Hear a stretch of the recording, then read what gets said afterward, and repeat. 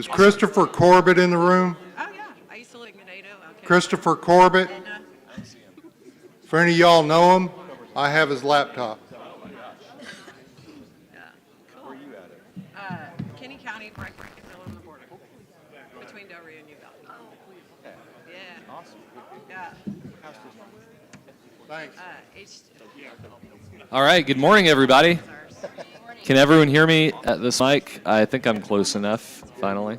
Okay, so welcome back to the Legislative Priorities Committee. I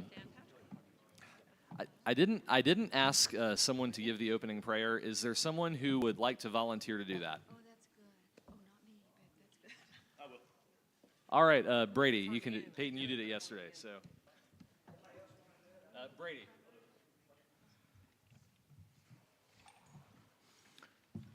All right, let's pray. God, we are thankful for another day of life. We're thankful for the opportunity that we have to come and do this important work. And Lord, as we do it today, I pray that you would be with us, that you would give us a soundness of mind, Lord, that you would calm any nerves, and God, that you allow us to do so with unity. God, I pray that you just bless our efforts, that you be with everybody that's here today as people are traveling in, that you just keep them safe. And God, we'll give you all the honor, the praise, and glory for it. In your son's name we pray. Amen. Amen. All right, and please join me in the pledge of allegiance to the American flag. I pledge allegiance to the flag of the United States of America and to the republic for which it stands, one nation under God, indivisible, with liberty and justice for all. And the Texas flag. Honor the Texas flag. I pledge allegiance to thee, Texas, one state under God, one and indivisible. Right.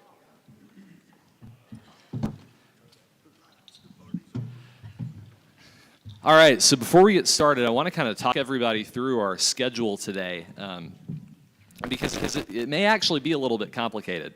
So what we have left to do today is workshopping the language of the priorities that we've passed. Before we do that, I do want to take some time for delegate testimony, especially for people who have arrived on Wednesday. We are keeping the same sign-in list that we've already had. So we'll work through everybody who hasn't testified yet. If you have testified already, we're going to prioritize delegates who haven't gotten to speak. And then if everybody who hasn't gotten to speak yet is through, then we'll go back to people who are speaking again. That being said, a couple other things to make y'all aware of. So the Rules Committee did meet yesterday and discuss our recommendation on Rule 34C, which would have given the SREC the ability to elevate priorities that were approved by the convention, like by a majority, but didn't make the top 8. Unfortunately, that didn't succeed. So today, we're probably going to have to spend some time, and I say we, and I'll explain why in a sec, trying to convince them to reconsider that. Just personally, I had asked for a window of time over the last couple of days to go before the Rules Committee and discuss it, and I asked several times and was never given that opportunity, and they kind of voted on it and never gave me that chance or anyone. They just kind of took their vote and then it was over. And so they are coming back to order at 10 o'clock. And if we're able to, and they're opening for public testimony, so if we're able to, I'm actually going to recess this committee at 10 o'clock so that all of us can go do that. And basically, yeah, exactly. We'll do it together. And I would even say, if you were in the audience and you have been testifying about some of these issues on the board, if the issue that you really care about comes in 9th place when it goes to a vote by the delegates, then under the current rules, it's over. Even if you work hard to get in the top 15, it has to get in the top 8 by the delegate vote in order to actually become a legislative priority.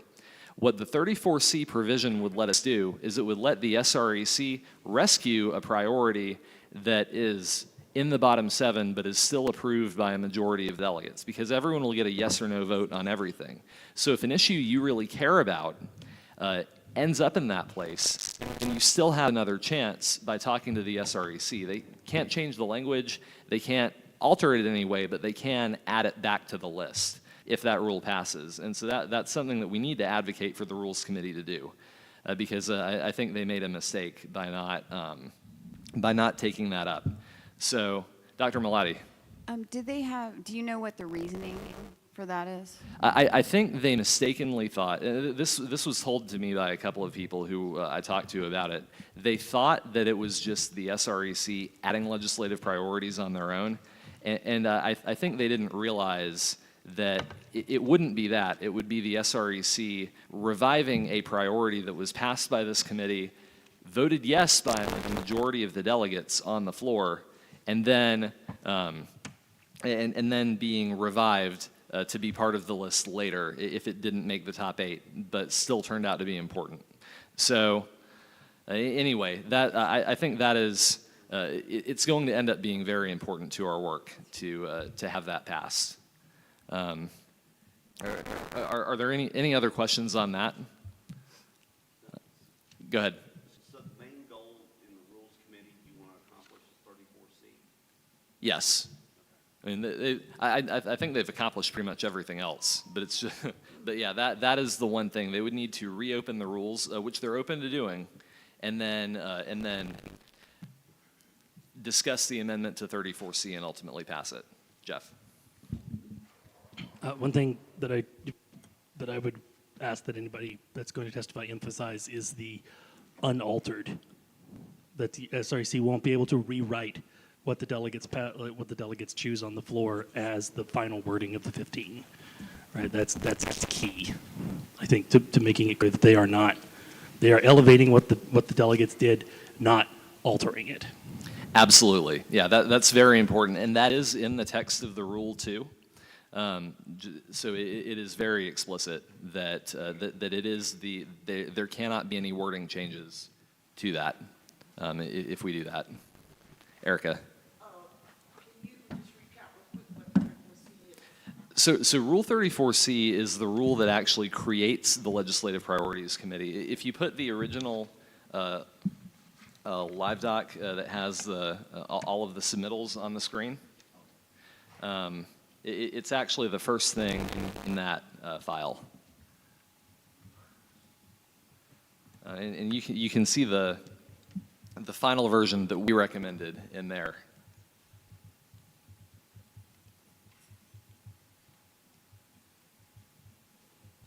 Yep. So what we would be recommending is everything that's underlined, where but everything else already exists. So but this is the provision that actually sets forth our job as the Legislative Priorities Committee. So anyway, I don't want to belabor that too much more, but when we get to 10 o'clock, I've got a couple of people who are watching that committee to see when they get started, what they're doing, and I think once we get to that point, if they're taking testimony, then I'll ask consent to recess this committee, and then as many of us, I mean, if you want to go take a bathroom break, you can, but I think it'd be more fun to go over to the Rules Committee and see if we can testify and get them to change that. So, and everybody who's been testifying to us should come with us. So, so anyway, with that being said, I want to take delegate testimony for probably about an hour, starting off here, and then we would go into our wordsmithing, and the goal would be to take a quick lunch, get everything we can. Ideally, we would have a complete report by 4:00 p.m. The reason for that is that after 4 o'clock, a lot of moving pieces start happening. A lot of people are going to be showing up at the convention to register. We have, if you're on the SREC, we have an SREC pre-meeting. There are events that start happening, so I think it becomes a little more unwieldy to keep working at that point. We will if we have to, for sure, but we'll have to recess and come back and recess and come back, and that's not going to be something we want to be doing. So goal is to finish by 4 o'clock and get our final report out to the world, and then it'll be up to your Senate district caucuses from there. So starting off testimony, I'm just going to start the list. Scott? Yes. Two things. We haven't taken roll. Microphone. We haven't taken roll. Good point. And I also want to make a motion to reconsider. All right, I'll go ahead and take roll. If you're not here, can you please raise your hand? I'm kidding. I'll just go through Senate districts real fast and say, just say you're here when I call your Senate district. 1. 2. 3. 4. 5. 6. 7. 8. 9. 10. 11. 12.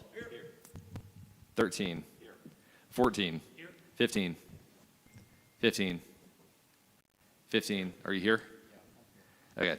16, 17, 18, 19, Here. 20, 21, 21, 22, 23, 23, 24,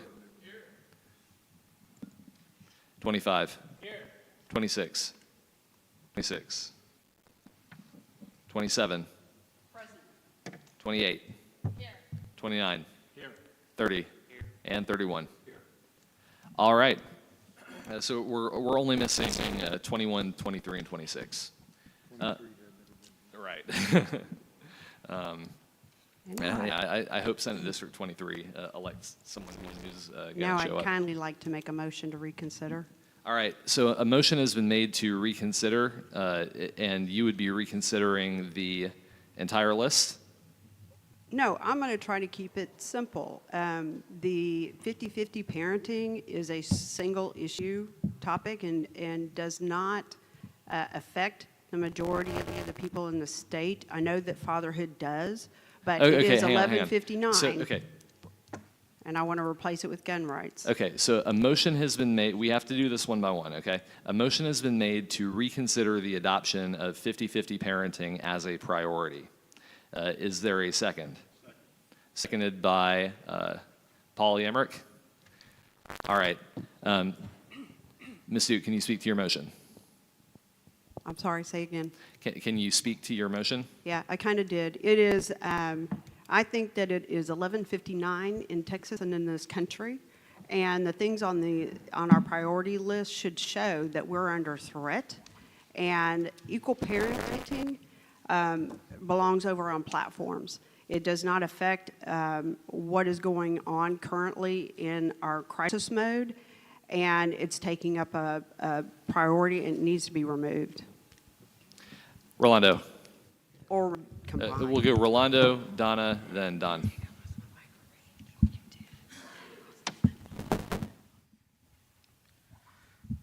I'm not opposed to, removing equal parenting in favor of something else, but I don't want to remove it in favor of guns.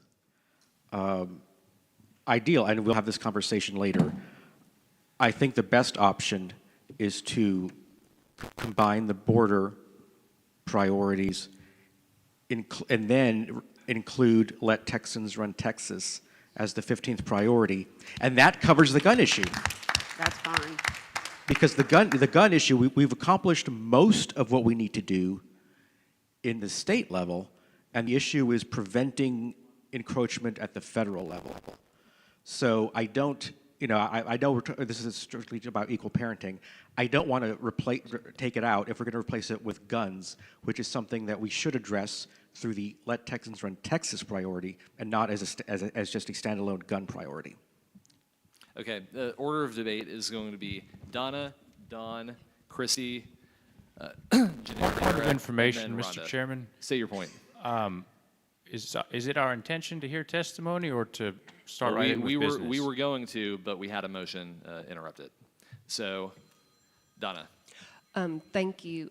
I just wanted to speak to the equal parenting being removed as well. I think that that the real problem is divorce is too easy, and that if the world is on fire, which I believe it is, that it is an issue that could be looked at through judicial oversight, because I believe that is a main factor in the problem in that area.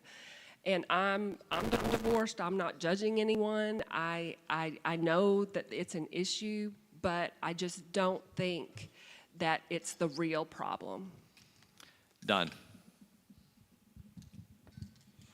This priority has almost made it several times. It is important to me. I run probably the largest, or on the board of the largest nonprofit organization providing free legal care to people who are being separated from their children through the divorce process.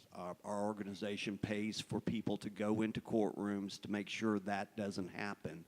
And this is a big step in doing that. And you see the results of this every day in the news. The divorce process is wretched, and what this is trying to accomplish is taking all the animosity out of the courtroom process. I think it's very, very important for our society, and it's very, very important that we, as this committee, stand up for the children that are going through a terrible process, and it can be eliminated. Well, we'll go to, it was Christy, and then Christy, and then Janera, then Rhonda, and then I have Spencer. Okay, so with regard to the equal parenting, I believe one of the statements in that priority, as it is currently written, is to remove no-fault divorce. And I don't understand that. No-fault divorce is the most common case with regard to divorce. And removing it means that someone has to be at fault. And I don't understand why we would want to go there, because that's going to increase animosity in the courtroom and involved in divorces and make things more difficult for the children long term, when the parents can't stand each other because they had a nasty divorce court.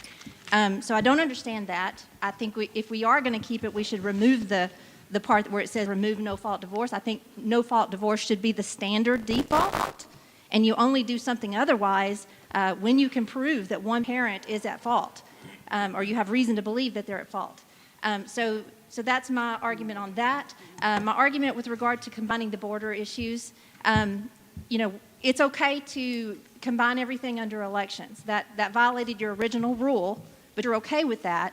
I don't understand why we wouldn't even be okay with doing the same thing with border security. And then here's another argument to that effect, is that, we're going to go in here with 15 priorities, and then the full convention is going to reduce that to 8, and we may or may not get the option to add 4 through SREC. But when they reduce that to 8, they're going to be torn about that decision just like we have been, and they may not be willing to sacrifice 2 priorities on border, in which case you may lose one of those. And then what? So that's my argument on that. Let's see. And then lastly, I'd like to make a motion that we amend the motion that's being considered. Well, okay, no, it is in order to make a motion to amend the motion that we're on right now. So the motion we're on right now, all it does, it is a motion to, well, okay, actually, no, it's not in order because we haven't voted to reconsider yet. So we would have to do that before a motion would be in order. I believe Janera was next for debate. Rhonda? I just want to say that I'm definitely for putting the border together because of the same thing. Which of those are we going to give up if they don't vote them both in? Are we voting internal security or border security off? Like patrolling the border versus the lady who came and talked about the colonias and all those kinds of things. I don't think I'm willing to give up either one of those on the chance that the delegates would pick something else in the top 8. I think it is going to be number 1, but is it going to be 1 and 9? And I'm also for let Texas be Texas and move up because it covers so much stuff, and state sovereignty is, they're just attacking us everywhere. So I think we're debating 2 different things, and so we'll get to, if there's a separate motion to do that, we'll get to that next, but we need to deal with the motion that's... Can I take a friendly amendment? You can make an amendment. All right. Go ahead. I would amend my request to move equal parenting to the judicial as Rolando suggested. Okay. And then we could go into the next part, but I think you got to do part one first. Okay, so that was considered yesterday. Well, okay, first of all, we've got to reconsider equal parenting. So I will just say on this, and I know what we're discussing is ultimately doing that so that we can discuss Second Amendment issues. I'm looking through the testimony list, and maybe I'm not. Maybe I'm missing someone or something didn't get written down. But from what I can, in our testimony tracker, I don't see a single person who testified, who showed up to testify on Second Amendment issues. I saw a lot of people, including some affected children, show up to testify on equal parenting. So, at some point, that has to matter. I mean, the 8 hours of testimony we've listened to have to matter. I like Rolando's so suggestion. I do want us to at least just take gotta that get into there. consideration. Okay, I think, Rolando. I think we have a path forward. Can we just vote down this suggestion to remove equal parenting? So let's vote it down, and then we'll move to combine the border and add Let Texans Run Texas, which covers the gun issue and a lot of other issues people are concerned about. Is everyone okay with that path forward? Let Texans Run Texas. As long as the guns are included. Yeah. So okay. First, we have to vote down the motion to reconsider on equal parenting, and then we'll go to Rolando's motion. Spencer. It does not. Thank you. So this is part of the reason why I asked to combine it with some of the other things that are an assault on our children yesterday, but it wasn't considered, and maybe I didn't argue it very well. But with equal parenting, when you're in court, our kids are under assault. They're bargaining chips in that divorce by lawyers that are trying to make money, by judges that may be activists, one way or another. So if we do vote to reconsider, I hope that you will all help me to include this in some way to protect our kids in some priority with other issues. All right. Johan. So just so I understand, the motion right now is to reconsider to remove equal parenting and replace it with, No, actually, it's just to reconsider it to open it back up. okay. Um, I do want ahead. to speak. yeah. So I would be against removing equal parenting. I think that is important. I think that children need a mother and a father. I think divorce is terrible for children.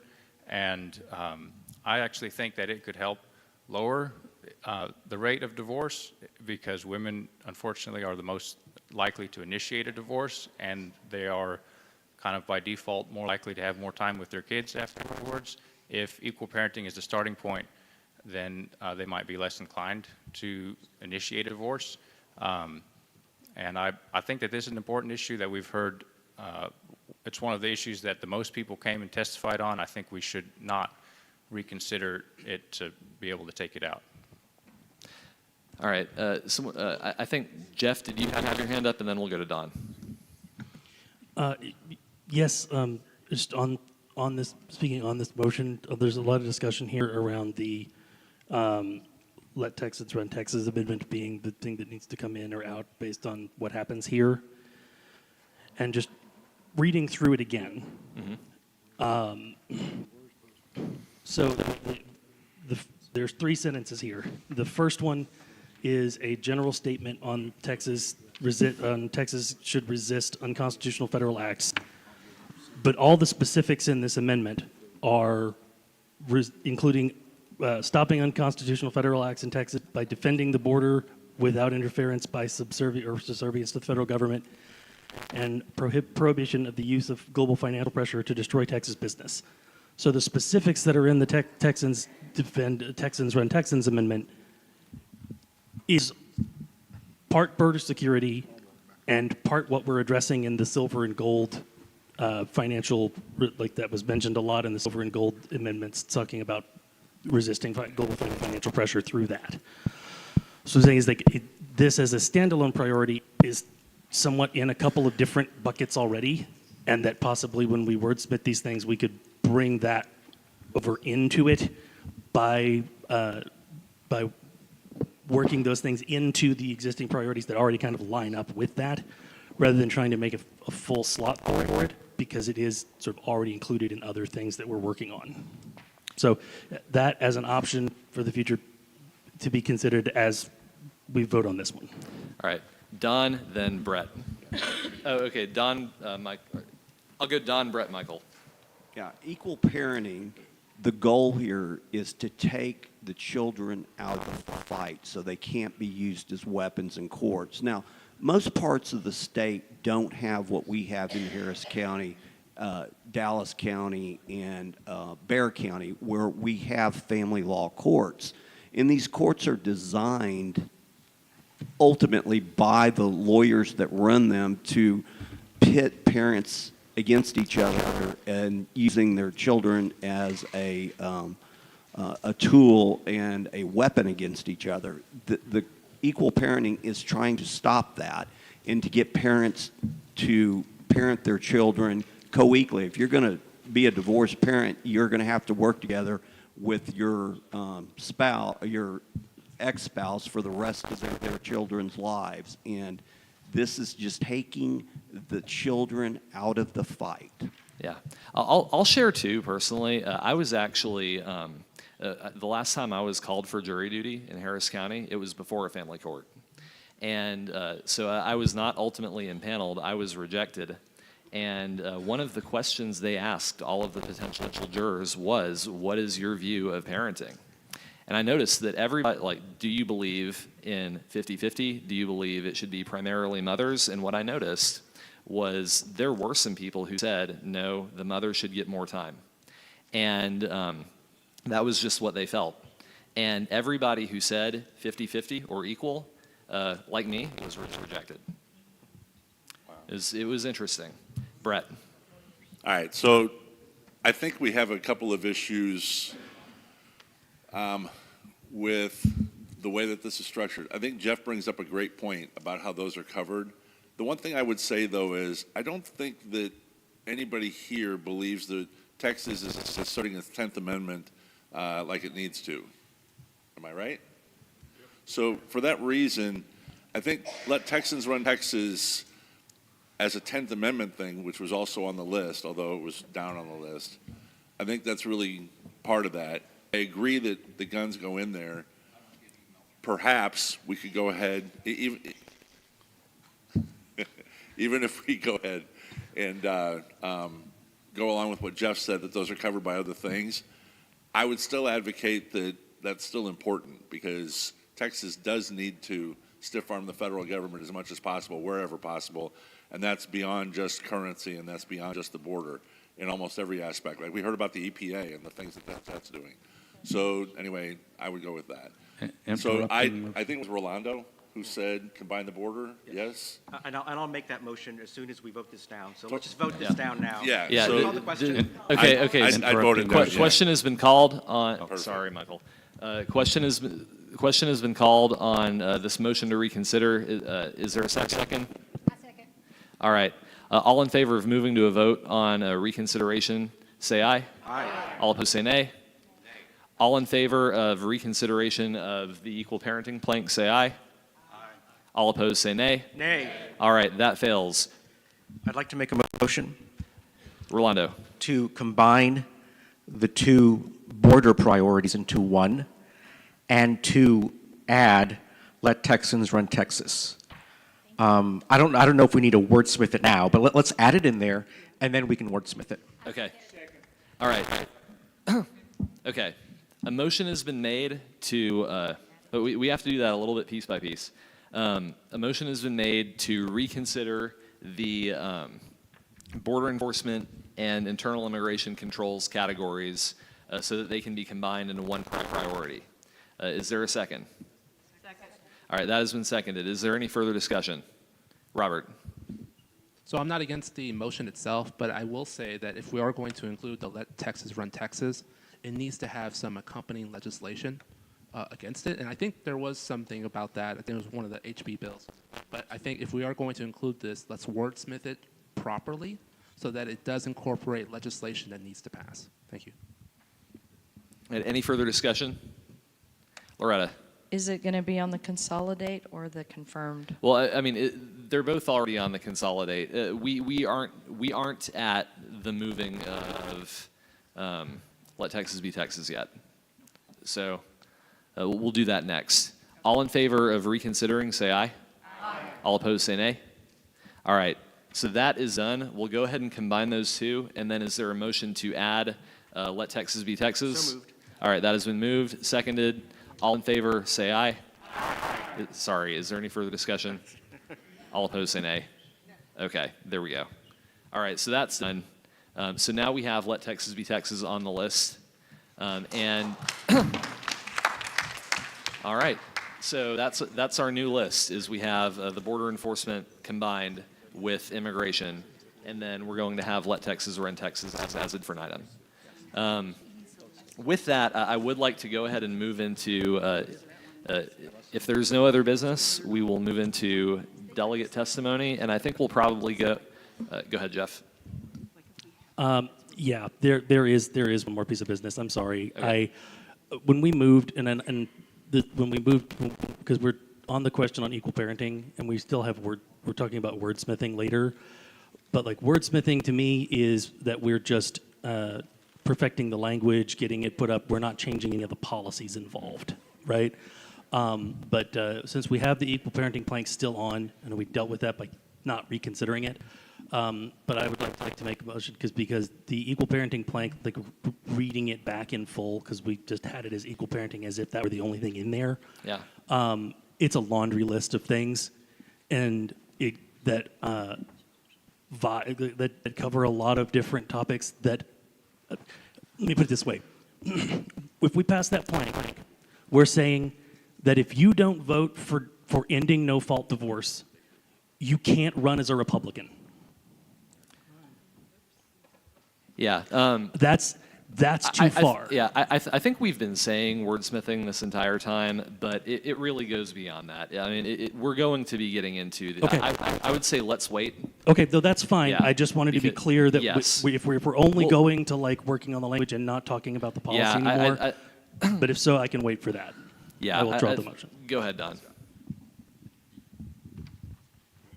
Some of the most powerful lobbyists at our Capitol, some of which are my friends, are the lobbyists for the family law bench. And I don't think it's the intention of anybody here to censure anybody as long as we're moving forward with legislation to do this. I don't even see that in the realm of possibility or a thought or a contemplation. Don, I'm really sorry. I'm going to call you out of order because I think I recognize Jeff kind of in anticipation of maybe making a motion, which we'll do later. But as long as we're not making a motion, we need to go to delegate testimony. So with that, I'm just going to go down the list one more time for people who signed up and have not spoken yet. If you're here, make sure I recognize you, and then we will line up over here. I'm just going to keep reading names, so let me know if you're here. Kathy Wakeman. Kathy Wakeman. Michael Schwerin. Michael Schwerin. Dylan Young. Dylan Young. Herschel Redding. Herschel Redding. Kevin Formolo. Kevin Formolo. Cindy Drabick. Cynthia Bream. Ann Newman. Jennifer Madrid. Oh, you're here? Oh, great. Come on. You're our first one. I'm going to keep reading names, though. We already heard from, her. Jay Dickens. Is he here? Okay. If you could come down, and we're gonna line a few people up. After him will be Dana Dickens.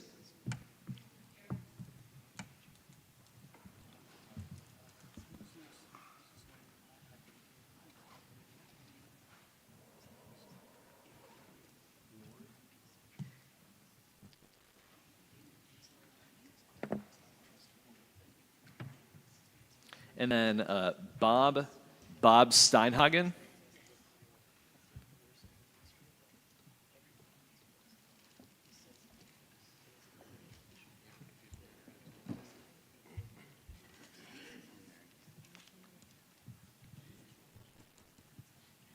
Mr. Chairman, Yes. back here. I believe that there might be something going on with the internet. If there's a text that could come in. Yeah, we used up all our data, Yeah. so it's down. The only two people that have internet are Scott and Michael. Michael, because he's using his hotspot. Yeah, we're out of internet. So I think you'll have to use a cell phone hotspot. If that's something y'all can help each other out with, but we'll just do our best to keep things on screen. We have the other one. Only under the Biden presidency can you run out of internet. Yeah. That got us pretty far down the list. Okay, we also have Kenan Dickens is on the list too. Yeah. Oh, come on. Okay. And then I think we already heard. Yeah, we already heard from him.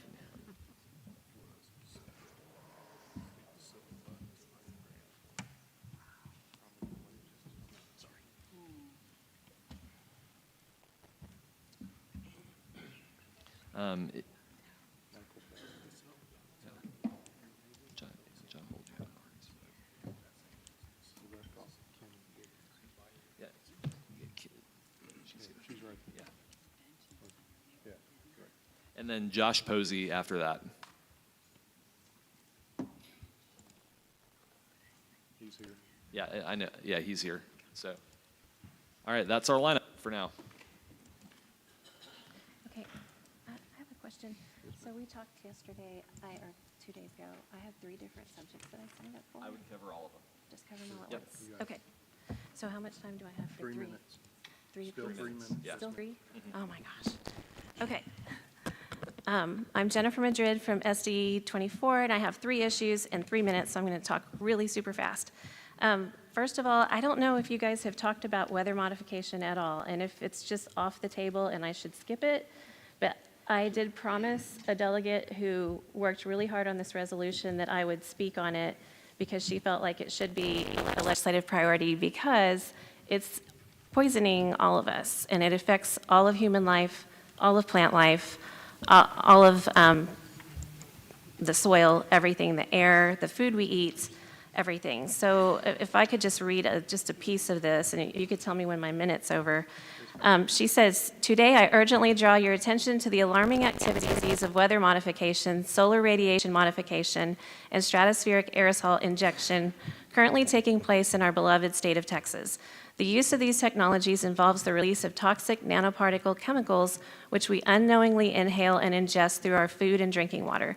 These chemicals pose a direct threat to our respiratory and immune systems, soil health, microbiome, root systems, plant growth, thereby endangering our health and the environment. And then she goes on to explain that Tennessee has just voted to ban geoengineering for these very reasons. Minute's over? Okay, I'm going to stop there. I'll pass. I have the receipts. It's not a conspiracy theory. So I will pass that out to y'all so that you can go to the websites. I also am speaking on abortion, and I had an abortion after a sexual assault at age 19. And although I am grateful for what the pro-life movement has done in the sense of express compassion towards women and not prosecuting them, however, if it had been illegal when I had my abortion, I never would have done it. And the other post-abortive women that I speak with all say the same thing. So I just want to urge this body to consider that making it illegal and taking it off the table for us is actually the much kinder option, and that would prevent us from all of the fallout. It's been 36 years since my abortion, and I'm still affected health-wise and in every way from that abortion. I also I put forward a resolution that would create a safety net for women so that they don't feel abandoned by having to face consequences, that there would be laws in place to support them in giving life to their child. So, and I think some of that's already, you guys have been working on adoption and so forth, but I had some other ideas. But I'm going to move on because I guess I'm nervous because I know how much y'all have appreciated the equal parenting, people coming up and really wanting to bring safety to the children in divorce situations. And so I understand that, but I do want to say that having gone through a divorce myself, that there are unintended consequences to a starting point of 50-50, especially to women who are in abuse situations, because this just empowers the abuser. So it's dangerous for that reason. There are other issues with it, and it is controversial. It's not shared parenting, not controversial, but equal, yes, because of what I just stated. And I'd like to go on, but I know I don't have time, so thank you. I think since we have a lot of people in line, we probably need to try and stick to our time schedule. But are there any questions? Teresa. We do have a question, Teresa. Yes, yes. Would it be, if we made sure in legislation that it was only 50-50 if both parents were equal parenting, meaning not abusive, because I would think that no judge would give a child more time with an abuser. Right, so the difficulty is in the legal burden at a 50-50 starting point falls onto the victim. And so she is then required to prove that the other is abusive. And even if it was the male who was being abused, he would have to prove that the female was abusing, which in a situation where the woman is being abused, it can be dangerous because she is incriminating him, and that actually causes more conflict.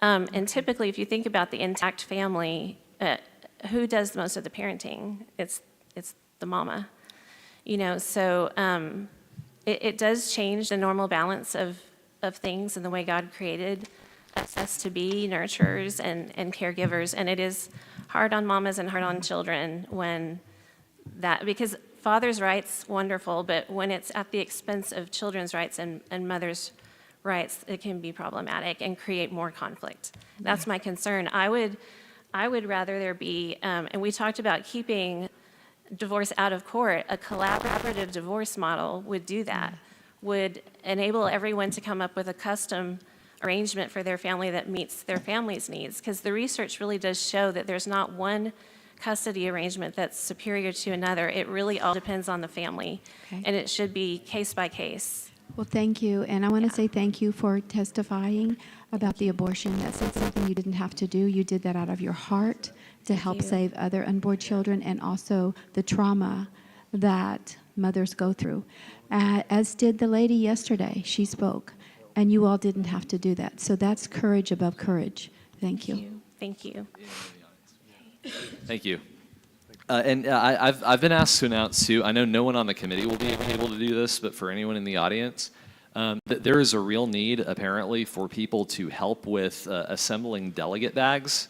So if anyone's willing to go volunteer for that, that is something that our executive director has requested volunteers for. So if you're not doing anything else, or you've already gotten to testify, then that would be greatly appreciated. Anyway, next up, Dana Dickens. Yes. All yours. Dana, I'm from District 38. We are speaking about the courts and judges. So judicial discretion is the favorite form letter term used by the SCJC, as the State Commission on Judicial Conduct.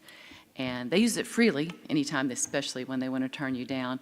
When a judge takes on the mantle of a probate judge, the normal discretionary rules according to state statutes narrow greatly.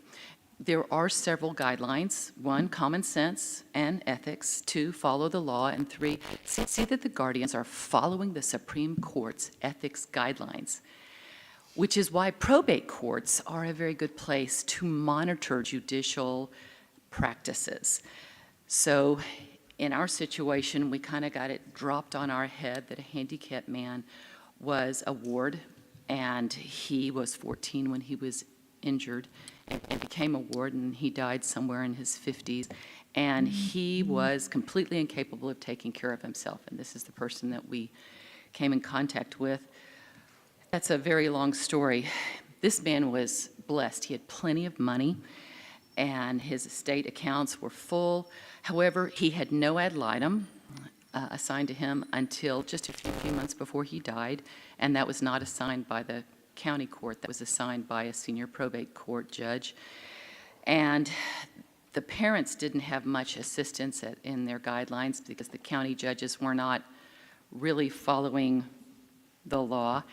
They had lots of lawyers who weren't following the law, and we know this because of a group called the Office of Court Administration, the OCA, created a group called the Guardian Abuse, Fraud, Exploitation, and Defense Program, the GAFEDP, was an investigative arm that investigates guardianships in counties all across the state. They're great investigators. They don't act on any of the information they find. And here's some of the information they find. In 2022, their report, there was an application for a successor guardian pending for 3 years while the protected person was homeless and lived in a car. Second, a guardian remained appointed despite 3 separate allegations of sexual abuse and having relocated the ward, the person that he's supposed to be in charge of. Another protected person under guardianship since 1994 whose only incapacity was that she could not lift heavy objects. This is the report. This is not my opinion. Co-guardians who had never visited their ward in 31 years. That's just in 2022. Can I have 30 more seconds? I got 2 more sentences. Go ahead. It's just my husband and daughter here. Okay. The GAF-EDP highlights are shocking, and they far exceed even the most lackadaisical interpretation of judicial discretion. There must be a way to prioritize calling out judicial negligence when it is so blatantly occurring in our court systems. In our case, a senior probate judge who reviewed the case of our gentleman finally got this guy an ad litem. But he did not refer the judge to the SCJC. He said we should do it, and we did. It was a lot of work.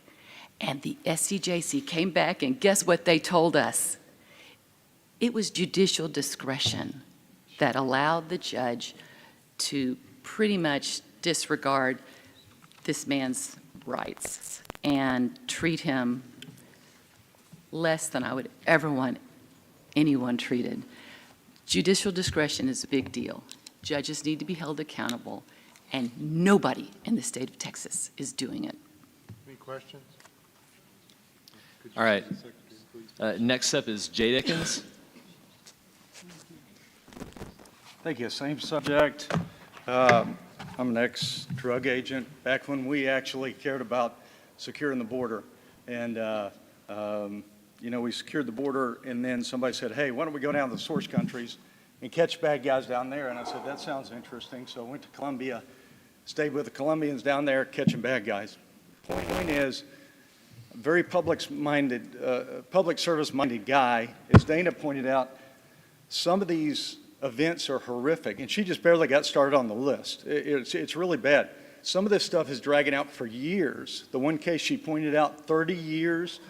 There's another case where a person is filed to get their rights back, and it's pending in court for 10 years. What I'm saying is this isn't just a few judges making a few mistakes. This is a system-wide problem, okay? And the probate is so very important because just like Dana said, regular judge discretion is out here, okay? Probate judge, it's right here. They got one dadgum job. Take care of the ward. I mean, the ward that we came in contact with that opened this whole can of worms of investigating this stuff, that ward had a bond of $120,000. It should have been $20 million. The family had family members writing checks on this bank account. He had $20 million from an insurance settlement. Families writing checks. All it took to run off with all the money, and this is where the investigator stuff comes in, all it took to run off with all the money is a relative writing themselves a $20 million check, moving to a non-extradition country, okay? So what's supposed to protect that? The judge is supposed to protect that. The judge is supposed to act to protect the ward. In this case, all this evidence that was come up with by the GAFEDP in an audit bona fide evidence of all this bad stuff going on, the families being loaned money left and right without judge's approval, 7 figures of personal loans to the family members, that in many cases they're not paying back. The judge is doing nothing. We brought it to the judge's attention. Judge still does nothing, absolutely nothing, okay? After the judge does nothing, where's the backup? SCJC is supposed to be the backup. What do they do? Nothing. They don't even really think it's their job to do anything and get very involved. I talked to them. We testified at a SCJC hearing. I talked to the head of SCJC. They view their job as just maybe getting a judge in trouble with a little paperwork every now and then. They didn't even want to look at this stuff. All those cases Dana read, many cases of handicapped people in a bind. We sent those to SCJC, okay? What did they do about that? Never investigated. I took one of those cases, the person living in the car for 3 years. I said, okay, I don't know the identifying info of this person, but I'm going to send it in. I sent it to SCJC and just copied and pasted it and said, here's where to figure out where this case is. Guess what they did? They said, oh, well, you didn't send us the judge's name. I said, here's where you can find the judge's name. Call the state office. No, I'm sorry, we're turning down your complaint because it doesn't have the judge's name on there. They're going to let somebody sit in a car for 3 years waiting on a judge. I am dead serious. This is documented. Anyway, wish I had this guy in South America. Go ahead. Yes, sir. Is there a specific legislative priority that you gave us? Judicial accountability. Just okay, thank you. We just want to expand. It seems like there's some misunderstanding of how big a problem this is. I promise you, from the probate end of it on guardianship, huge problem. Well, we have it in our list. If there's any perfecting language, I would like for us to have that. I have a question. Yes. I'll get. Are you aware that next door the Rules Committee has allowed judges to be removed from office under the censure rule? I heard you talking about that yesterday. We were here all day yesterday. Appreciate you guys' work. I need to get with them and see what that means to a greater degree. All I can tell you is I don't see how that's going to happen. I hope that makes things better because there's absolute judicial misconduct in what I'm talking about here. I got it. What county are you? Wait, let me ask a question. What county are you talking about? Well, one event, Scurry County. These other events, we're talking hundreds of them all over the state. Okay. Yeah. Scurry County was the one big event. Okay, yeah. thank you. Finally got that moved out of Scurry County to a real probate judge in Fort Worth. And he goes, oh my gosh, why has this been allowed to happen for years? Yeah. Okay. I'm sorry, once again. I think she was asking about if there's any particular, do you just agree with the whole judicial accountability as presented? Basically, okay. yes. Now, one thing I would like to add to that, GAFEDP, glad they're there. They were formed about 4 years ago. They're the ones that are discovering all this stuff. Before that, nobody knew. It's hidden in files. Now you can look at the GAFEDP annual report and see alarming headlines. Alarming headlines. But that's just the headlines. That's just the stuff they put in their annual report. I would like for GAFEDP to have to release those public records because it was pulling teeth. Just like I didn't have that judge's name, it's public record someplace, but GAFEDP is under OCA, and they don't want to release anything. They're exempt from public records rules for the most part. Okay. So, okay. Thank you. Yes. And so, and please come over here. And if anybody, I got a thick report written. I've been given to legislators. If anybody wants a copy, we got it. All right. And you're welcome to my phone number. Next is Ken Dickens, and then Josh Posey. Yeah, gotcha. Good to meet you. Yes, sir. Hello, my name is Kenan Dickens, and I'm fighting a cold currently, so I'm trying to keep my voice. Kenan Dickens from Senate District 28. I will be speaking on judicial accountability. Okay, so when discussing the scope of judicial accountability, yes, parental rights are a significant part of the whole, but what cannot be overlooked is the importance of holding our courts accountable in private law, business law, criminal law, and probate law, just to name a few. Corruption in our courts affects every single one of us, challenging our liberties and way of life. Here, how are we as a society to pursue our rights and liberties when there are judiciaries influencing our judicial system who lack integrity and make rulings out of their prejudices? Your commitment to having a voice in your state's legislation is why you are here today, is it not? Fighting against corruption in our courts is of importance to every member of the state, regardless of party. We need judicial authorities that are nonpartisan, and we need politics to get out of our judicial business. We need to restore ethics and honesty and influence of checks and balances necessary for the powers that be in our court system.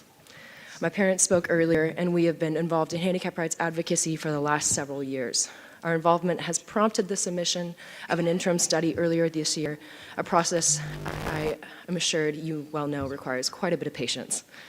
We have had our fair share of engagement with the SCJC and a number of other state and federal agencies, and it has become clear that the main priority of the SCJC specifically is not the care of its handicapped wards, but rather the comfort of their own judges. If you're wondering, surely there are state agencies that prioritize a vulnerable handicapped ward of the state. And logically, that is what we're led to believe. However, the reality is that when presented with evidence of exploitation procured by a state agency itself, the following government agencies chose not to act in the defense of someone who, due to their physical and mental handicaps, could not advocate for themselves. Those state agencies are the DFPS, the APS, the SCJC, the Office of Court Administration, and that's auditing Guardian Defense Program, the GIF-EDP. As we've stated earlier, GIF-EDP does audits, however, they do not act in accordance to the exploitation and abuse that they uncover. Those federal agencies that did not act in the face of extensive exploitation of evidence are the Health and Human Services and the Office of Civil Rights. When we presented the SCJC with evidence of wards not being visited by a guardian for 30 years, the SCJC said that it could not process this inquiry due to the lack simply of a judge's name, information that would have been very easily acquired, as my father stated previously. The SCJC is tasked with making public and private reprimands of judges. Of all the cases to give public reprimand on, it is questionable that the judge guilty of filing court documents late, a simple offense, though still important, is reprimanded, but not the judge who permitted a ward live in their car for 3 years. Thank you. Or the judge who did not intervene when the co-guardians did not visit their ward for 31 years.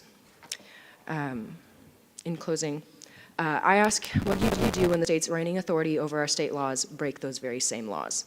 What do we do when the checks and balances of our judicial system are skewed to protect their courts and judges at the expense of those who rely on the courts for protection? Integrity and honor in our courts should be the rule and not the exception. Excuse me. Integrity and honor in our courts should not be the rule, should be the rule, not the exception. Thank you for your time. Thank you. Next up is Josh Posey. And then after him, Bob Steinhagen. And then is Robert Murray here? What about George Studer? Kyle McKeon? Vanessa McKeon? Carrie Moore? Okay, Carrie Moore, you're up next after him. After him. Go ahead. Josh Posey, SD 18 from rural Waller County. I'm speaking for school choice. My wife and I are parents. We're not politicians. No one paid me to be here. We're homeschool parents. We also have students in public education. We began our journey fighting porn in the classroom, and we found it astonishing that school choice faced resistance from Republicans, especially in leadership. We've been very involved in every issue on every platform and with countless organizations regarding education. Last session, we served on 2 legislative priority subcommittees, Stop Sexualizing Texas Kids and Parental Rights and Educational Freedom.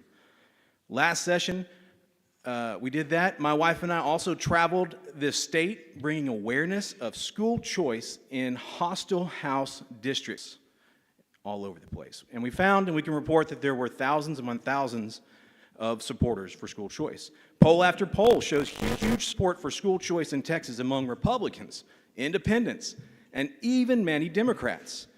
If there's one issue that the RPT can win with, it's school choice. It was Ronald Reagan in 1983 who pushed for school choice as a solution to lacking educational quality. Rush Limbaugh championed school choice through the 1990s. Today, nearly all the conservative rock stars align on school choice, including President Trump, Senator Ted Cruz. Republican support has been measured in Texas since the 2011 ballot proposition to the 2021 and 2023 proposition we just had. And the largest mobilization of opposition to school choice only moved the needle 7%. 8 out of 10 Texas Republicans voted, they want this. And we have been asking for 13 years for the RPT to act on it. Let's get it done. What about homeschoolers? Texas' largest homeschooling organization, THSC, has internal polling with nearly 75% support. I'm here for my own homeschool children. I'm here to speak as a homeschool father, pushing educational freedom at every level. Please ensure that our legislative priorities seek to allow parents like me the ability to choose the path that best fits my child and participate in a school choice program for all students in Texas, one that rivals the other states who beat us there.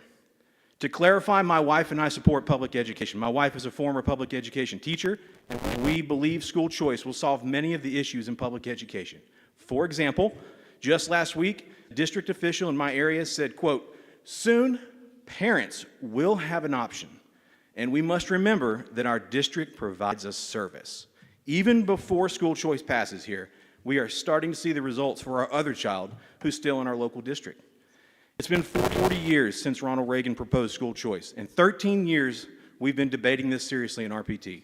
The time for our families, for our children, and our future is now. Let's keep this priority and make it number one. Separately, I'd like to also urge everyone to consider the importance of equal parenting. Our current society has shown that a father's role in a child's life shouldn't be replaced. Are there any questions? Paul. Paul Yamrick, SD 18. In the other states, what are you seeing that happens or affects the public schools? Can you give us an enlightenment on that? Yeah, I mean, everyone knows the talking points. Florida has seen their education system ranking climb astronomically. What we don't see is a massive defunding of public education. I think the reports all show that the competition increases test scores, increases students' ability to be ready for life, like read a ballot when they get out of high school. We also see that schools improve parent relations. I think there's a huge amount of good things that come from this, and we're just asking for the option. You know, 30 years people have been talking about it here at RPT, saying they've been pushing for educational reform, but we've had a button on the table that says we'll solve it all. All we got to do is push the button. And we fight over who gets to push the button or if we even should. Let's push it. Find out what happens. Teresa. It sounds like you have been working very diligently to fix what's wrong in public education. It sounds like that has been your main focus. But can you tell me what all you have done and why you would choose school choice as a legislative priority? Absolutely, thank you. We stand with one leg in public education, one leg out of it. My wife used to be on the payroll from public education until we had too many kids to afford daycare. My oldest son, who's going to graduate high school soon, he does well there. And when we found problems, we brought those problems forward, and we've been working for solutions. Stop Sexualizing Texas Kids, HB 900. All of those things we've been supporting and trying to implement locally. We serve on every committee in my local district. We're not here to punish our school districts, our public schools. We're here trying to elevate them. There's an issue right now. It's not teachers, it's not administrators, it's not TASB, it's an entire system, and we're working within that to elevate it, but what we're asking for is an option to stand in a lifeboat while we fix the problem. And we think that anyone who wants to take advantage of that should have the option. Thank you. All right, are there any other questions? Seeing none, thank you for coming. Thank you. Next is Bob Steinhagen.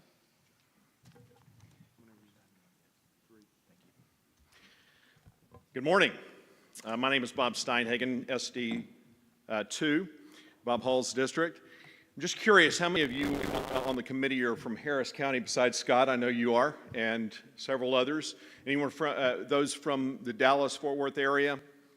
Okay, so you can speak to this issue of MUDs probably better than most on the committee can.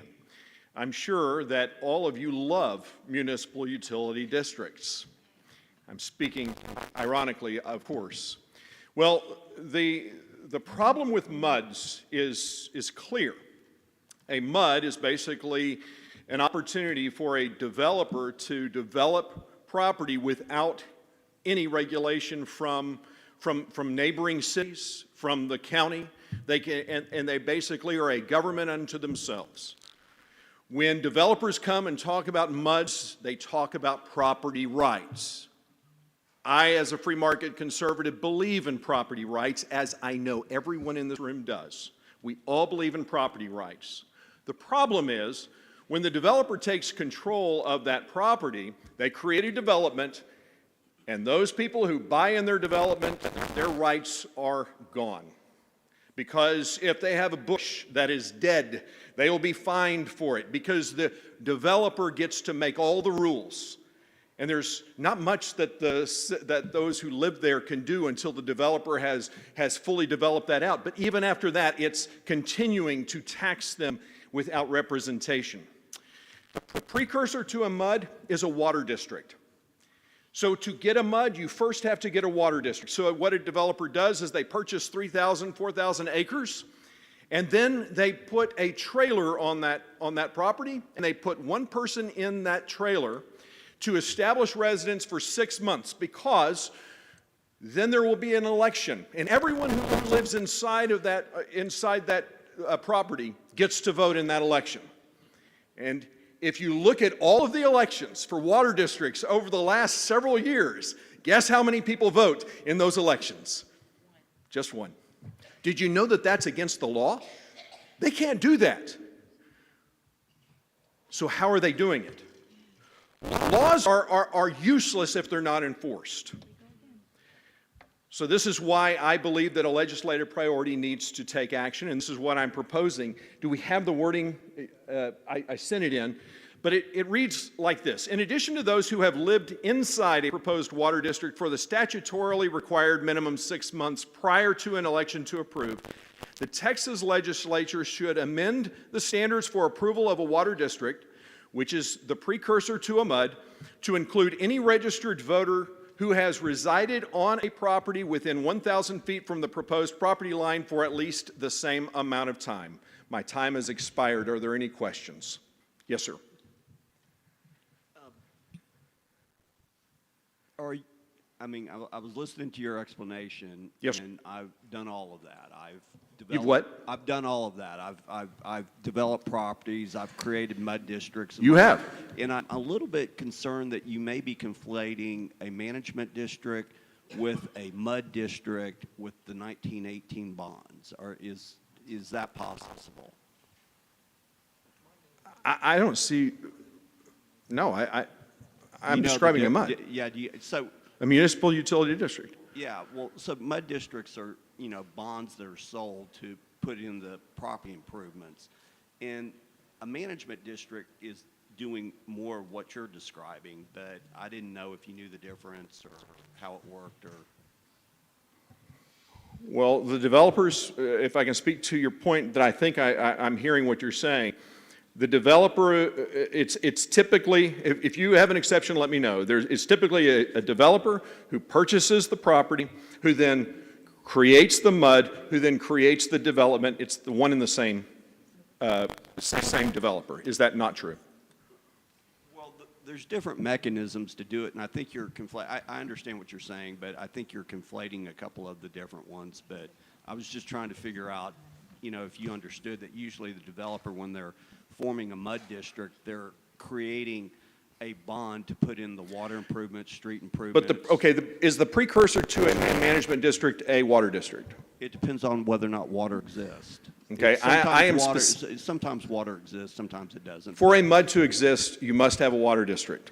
Right, Robert. Unless one's already there. Unless one's already there, yes. Yeah, unless there's other committee. I'm sorry.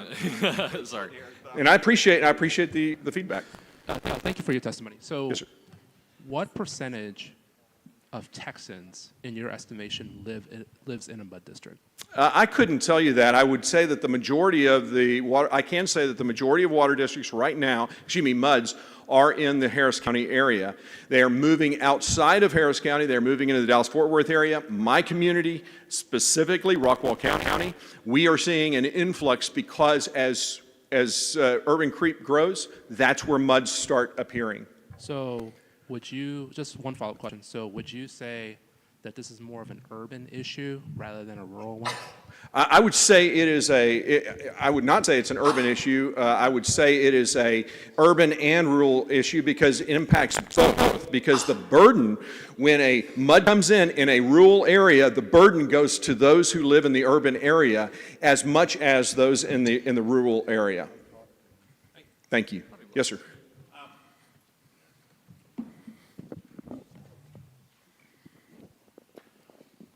I run an accountability transparency website. Okay. And one of the ambitions of it is to list all of the elected officials who appear on a ballot to be able to identify those. One of the frustrations I've had is that there is no entity in Texas of which I'm aware that can tell you all of the MUDs in Texas. Or who serves on the MUDs in Texas. Are you aware? I am not aware. My resources come from studies that have been done by universities or something like that. That's how I know that most MUDs are in Harris County, but I can't tell you how many, and I can't tell you the specifics of any of them. So I've called the Secretary of State. They don't know. I've called the counties themselves because they're the ones who would put them on the ballot. They say that they don't keep track of those from ballot to ballot. Therefore, they don't have a list of them. So to my knowledge, if I wanted to find out what all the MUDs are, who's on the MUDs, nobody knows. So anyway, I think you highlighted a great problem. Thank you. Thank you. So I will point out that Scott. on the Comptroller's Office, you can look up. Have you tried using this website? The Comptroller's Office, every special purpose district, which MUDs are, They are. Has a requirement to report to the Comptroller. And so you can find some information there, including all of their financials. You probably can't find all of their, it may be harder to find who's on them, when their elections are, things like that, but you can at least look at their financials. So anyway, Christy, and then we'll probably want to move on to other people, and Teresa, and then we'll move on. Just a real quick question. I don't have a lot of information about this, but I thought there was some kind of entity or governmental entity that has to establish the MUD to begin with. Would they not have that list? What you're doing when you create a water district, it is my understanding that you are creating a governmental entity at that moment. That's what you're voting on. Yes, but isn't there a government entity that authorizes that at the very beginning? Yeah, it's the Texas Water Commission, something like that. Is that right? Okay. And my suggestion would be to Brent to look there for that. TCEQ, I think is. Yes, that's it. Okay, That's it. TCEQ, yes, okay. Thank you. Yes, ma'am. I'm just going to speak from a grassroots. We've all seen it in Harris County. We drive past these trailers, so thank you for informing us. Thank you. Sometimes they're there for a year. We had no idea. I do live in more of a rural area, and when we found out there was a huge multi-facility going in, that trailer had been there for a while. But my question is, how much power does a state legislature have to stop or permit these water districts or these MUDs from these developers abusing and forcing us to pay for something that we don't even know, that we get hit with blindly? It's a great question. The answer to that is they have very little, which is why legislation like this that requires those who live around the district to vote basically takes a lot of the responsibility or it takes a lot of the teeth away from the developers, puts it in the hands of the people, and will force the developers to do a better job of working with the surrounding communities and neighbors than they do already. Thank you. Thank you all for your time. Thank you. Thanks, Scott. All right. Yes, Carrie Moore. Hi. I'm going to talk to y'all about pedophilia because that's always fun to talk about. I'm Carrie Moore. I'm from SD 20. I am the Legislative Committee Priorities for Moms for Liberty Texas Legislative Committee.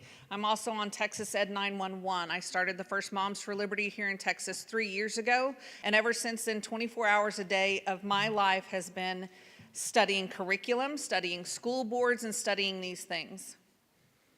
According to data in 2018, a teacher who sexually abuses children on average passed through 3 school districts and has 75 victims before they're caught. In 2004, it was approximately 10% of students that have been subjected to sexual misconduct at the hands of a school employee. Between 2010 and 2019, that number of complaints has tripled. A complete national background check entails checking databases in each of the 50 states.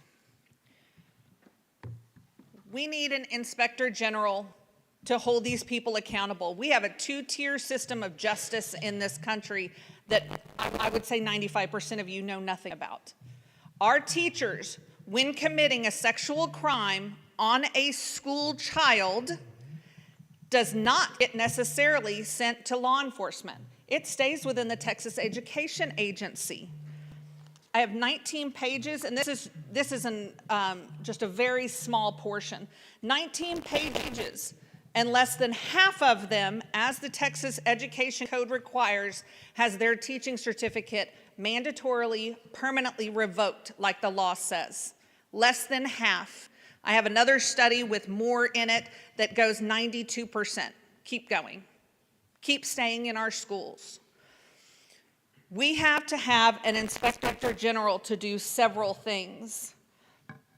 But when our teachers, and by the way, school choice, passing a school choice bill, 80% of students stay in their public schools when school choice passes. So at this point, without an inspector general, all we're doing is getting to decide which dilapidated building our children are going to be sexually assaulted in. So school choice sounds great to the masses until you know what's happening within our walls. We tell our children we've spent millions and millions to put clear backpacks. They all have to wear clear backpacks and all this stuff about parents can't come into our schools. We are locking them in. These are some of the pedophiles that are in our schools. There's nothing in our school districts when a teacher has a certificate removed that says that new school district has to check and see if they've ever had a certificate. We're giving them the option over and over again to voluntarily surrender their certificate, and on that voluntary surrender certificate, it says to avoid possible litigation. I have a PIR that I did to the TEA just recently, and they admitted they have never once referred somebody to law enforcement. Our superintendents are reporting to them, and it's not going to law enforcement, and it has to stop. That's my time. Please ask me questions because I want to talk about this all day long. Oh, let's talk. Yes. Do we have any questions from committee members? Teresa. Thank you, thank you, thank you. This has been a 36-year fight. I have a question for you. Precinct chair person just ran, and when we checked his background, it was what you talked about, a surrender teaching license. Mm-hmm. It was amazing that they can run in the Republican Party because it does not follow. Now, we are all mandatory reporters, healthcare workers, teachers. I tell every teacher, do not go to your principal because the superintendent, in many cases, runs and is the boss of the school district police. I tell them, go to the sheriff, go to the constable. That's a message we need to get out. But my main question for you is, what do we do? Is it an inspector general, or is it that we changed the laws that it is not the superintendent that controls the school police department? I have done open records requests. We have found where they cover it up. I live in an area where I'm within several miles of 4 different school districts. 3 of those last month had sexual abuse on students. One was a huge trafficking ring. We have been yelling from the rooftops, people that know me, for years that children are being trafficked out of the public schools. I will give you an example, and I want your feedback on this. 2 years ago, a mother came to me. Her daughter was sexually assaulted in the cafeteria. They said, oh, well, there wasn't penetration. That perpetrator was brought back into that school. That child was having PTSD every day. That's why I stand for school choice. She needs an out, and she needs it now. And she couldn't get it. Now, what she is living every day, because she had to see those 3 boys. So I'm asking you, what can you do? I am the state director for Moms for America. We work together. God bless you. And we're going to keep fighting for public schools because you are absolutely right. That is what we do. That is what we do. Well, there are several things. First of all, your school, independent school district police departments, by law, do not have to report to anybody but the superintendent. That's a problem. They don't have to go to outside law enforcement agency and say, hey, so-and-so just did this. Doesn't have to happen, so it stays within TEA. That's a problem. Mandatory reporters are told by people like TASB, you're mandatorily supposed to report to your principal or superintendent. That's not okay. That has to change. Superintendent's #1 priority is to defend that school district. And we get that all over the state of Texas. We know and we travel all over and represent parents in grievance processes. We just had an 8-year-old girl being assaulted by another 8-year-old boy. CPS law enforcement, when parents went to them, they said, that's happening in the school. The school said it's not happening. And there's two 8-year-old boys perpetrating on at least now 5 victims. Nobody is helping these parents, but we have a lot of things, but it's got to be an inspector general, and these mandatory reporters should have to mandatorily report directly to law enforcement and then the school district. Right. We have to pull this out. Jeff and then Erica. Yeah, it seems to me like maybe the legislative fix for this is to do exactly what you've talked about, to change the reporting requirements. I personally don't like, and we're seeing this across so many. I wish we had time to get into the whole, we've ended up with 38 police departments and all because the hospital has one, the college has one, the junior college has one, the school district has one. And you're exactly right in the assumption that those people that they are reporting to, their primary job is to protect the institution, not to protect the child. And so I would like to, at some point I'd like to see legislation where we have one police department. It is the municipal police department, and they service all of these different entities because that would help alleviate a lot of that problem. But we've seen this not only in sexual assault cases, but we've seen it, and we have emails from our district there in Ector County where police officers were being instructed, district police were being instructed to field downgrade THC and drug possession and things because the district did not want to have too many felonies on the book because then that gets them into trouble. And so it seems to me like one of the best legislative fixes would be to change, at least as a starting point, who these guys report to, and they no longer report to the organization who's worried about their reputation. And it's already a state jail felony for a principal or superintendent not to report to the TEA. That's not being enforced. That's not being enforced. It's almost never, ever happening. So we have these laws, but very rarely in the Texas Education Code or Administrative Code are there any teeth. And if there are teeth, nobody's doing anything about it. Dr. Erica and then Dr. Malati. This sounds like a common problem that we're seeing that in our, not just in the schools, but just throughout our nation. We have a bunch of laws, but we are lacking in we don't have a law problem. We have an enforcement problem Absolutely. in our nation. Amen. It's an enforcement problem. And any law that doesn't have any teeth, then people are going to continue to do what they do. But I wanted to ask you this question. You have made mention that within the school systems, they don't want to report these things to the proper authorities. Can parents individually go to the police outside of just as a personal My daughter was assaulted on campus. I want to file a report here at the sheriff department, at the police department, outside of the school district, and get it out that way. We see that throughout Texas. We're all over Texas. We see that throughout Texas. 99% of the time, that law enforcement agency says, you need to handle it with the school. You need to go through the grievance process, which is a load of hooey. TEA, 97% of the time, sides with the district if we actually get a grievance to actually go all the way up to TEA. They side with the district. They tell us it's not going on. And in a Title IX investigation, like the 8-year-old right now, if she pulls her kid out of school to protect her daughter, that Title IX investigation goes away. Those boys get scot-free. So what does a parent do? Sacrifice their daughter and keep her in school so a Title IX investigation can go through? Or does she pull her kid to protect her kid? Where parents are faced with horrendous choices, and school choice is not going to fix this. Every school does this. Every school district this is happening in. I have 12,600 names from 485 school districts so far, and we have 1,200 school districts in Texas.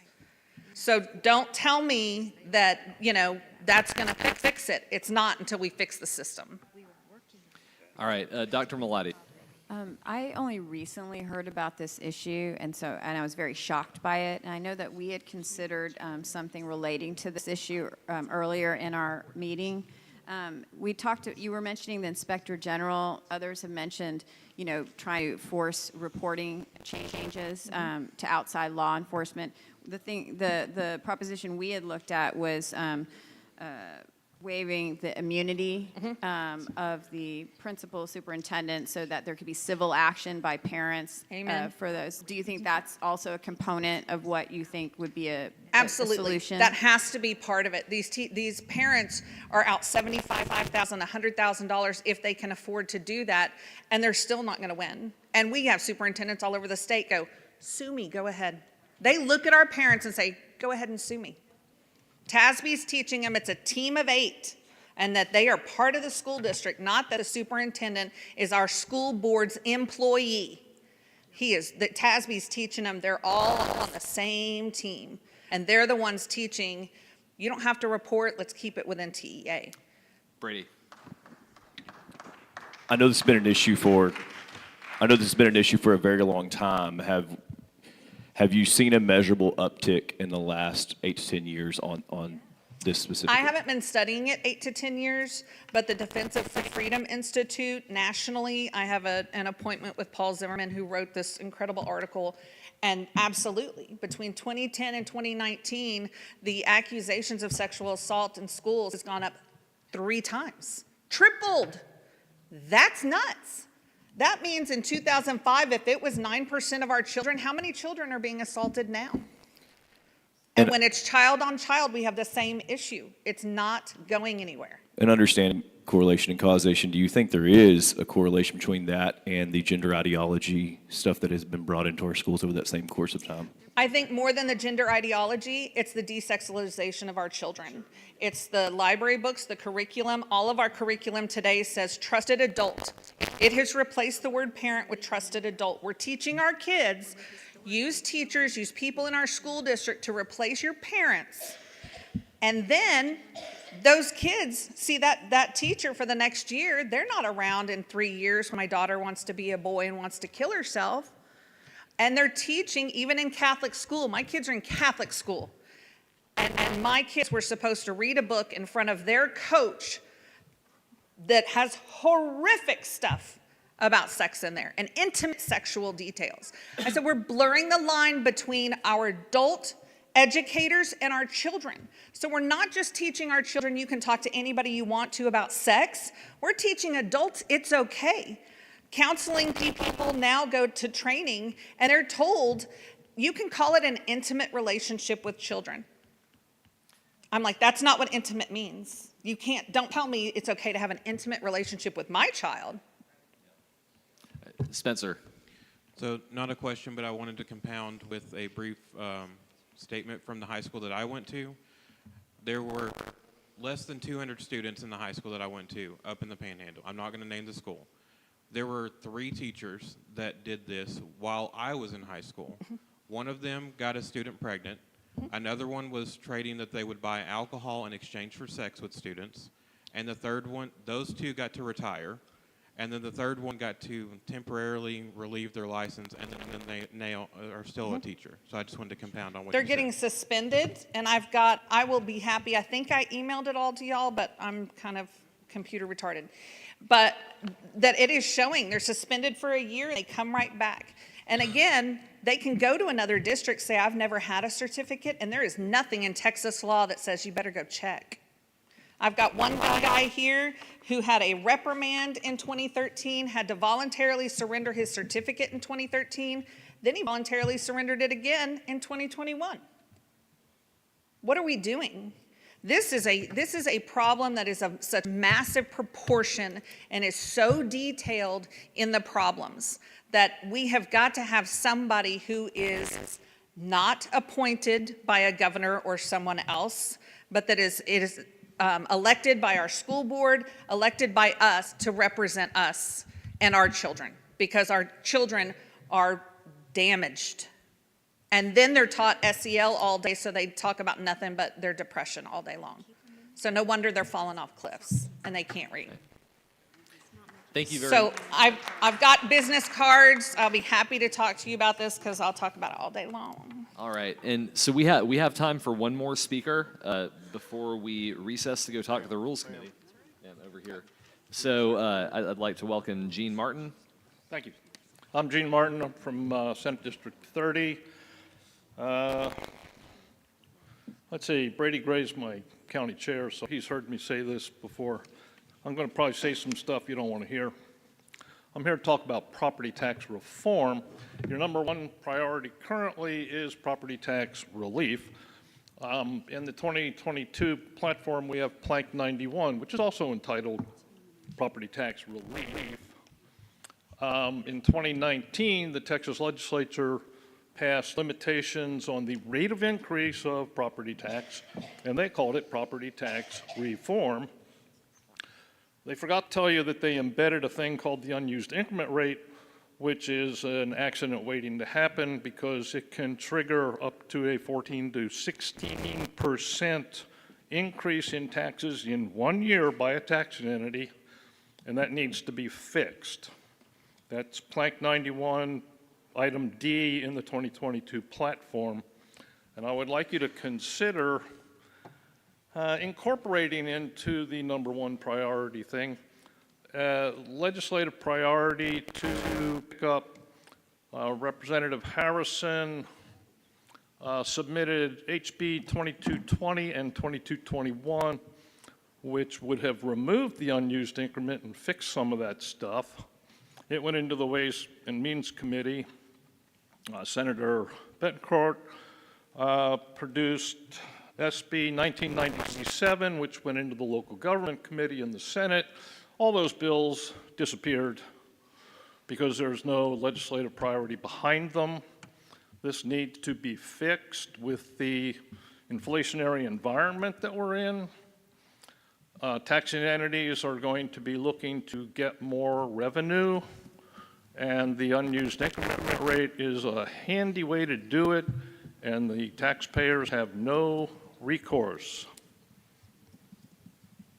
Oh, by the way, the number one priority that you have talks about buying down the M&O portion of school district debt or expense, and use surplus money to do that.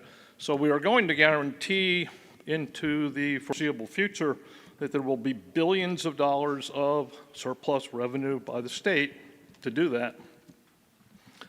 And I kind of akin that to go down here to Galveston and take sand and throw it at the breakers and try and keep the tide from coming in. Okay. Well, that's my pitch. Any questions? Janera. Thank you. Janera Lewis, SD 27. Did you state that that was Plank 91? Was that Yes. Plank 91, item D? Item D, Okay. as in dog. Thank you. Are there any other questions? All right, seeing none. Thank you. Yeah, thank you for coming, and it is now 10 o'clock, and so I would like to, okay, well, I can't get an answer from the Rules Committee on whether they've actually started yet, or we can go over there and talk. There's some crisis going on over there. Oh, really? Okay. Well, I think we'll keep going until we get word from them that that they're ready for us. But so I think I would like to go ahead and start our refinement process. Jeff, go ahead. Okay, if we're starting the refinement process, I'll go ahead and make the motion on the equal parenting priority to remove the no fault. Make a motion to take up that plank and remove the no fault divorce portion. Okay, from we can go ahead and do that. I think after we do that, I want to take these in kind of a structured way. But I'll go ahead and ask for a second on that motion. Seconded by Davis Ford. And can we pull up the language?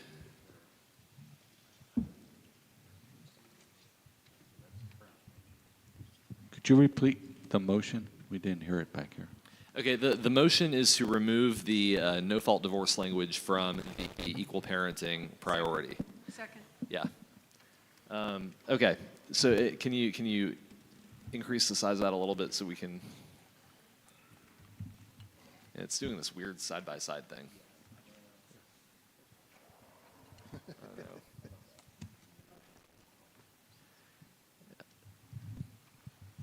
Can I make a motion to amend the motion? Sure. It has to be the text that is within the area that is being amended. So if you want to change something. Make a motion that we replace the no-fault divorce with language that makes the default 50-50. Okay, I think we can do that next.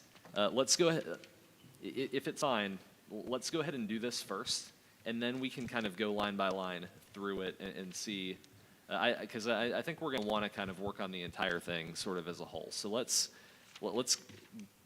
Brady, do you want to speak to this, and then we will, I don't mean to cut you off, I just kind of have a plan for how we're going to go through this, and I think it'll go a little quicker if we do it that way. Brady. Yeah, I'd like to speak against the motion to take out this language.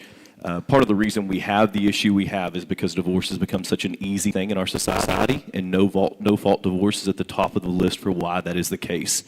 The idea that we would go to a divorce court and a couple would get divorced and nobody would be at fault is just not a reality. There is some fault somewhere, and that should be identified.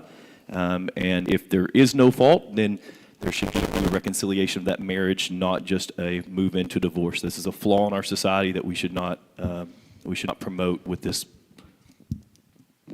Mr. Chairman, can I speak to my motion? Yeah, we'll go Jeff, then Rolando. Okay, I'm going to make this real. I want to make this real clear. This is way past a one-subject rule change here on family code dealing with parent-child relationships when it comes to no-fault divorce. And it's not just that. The key thing here is we are, again, as I said, we have the new Rule 44 that the Rules Committee just passed, and so this is a thing where we're going to deal with a lot over the next couple of issues as we go down this list. Is this a thing we're actually saying we're doing or not? Either we're saying that because we had the discussion about, oh, well, I don't think anybody's going to actually censure a legislator over this.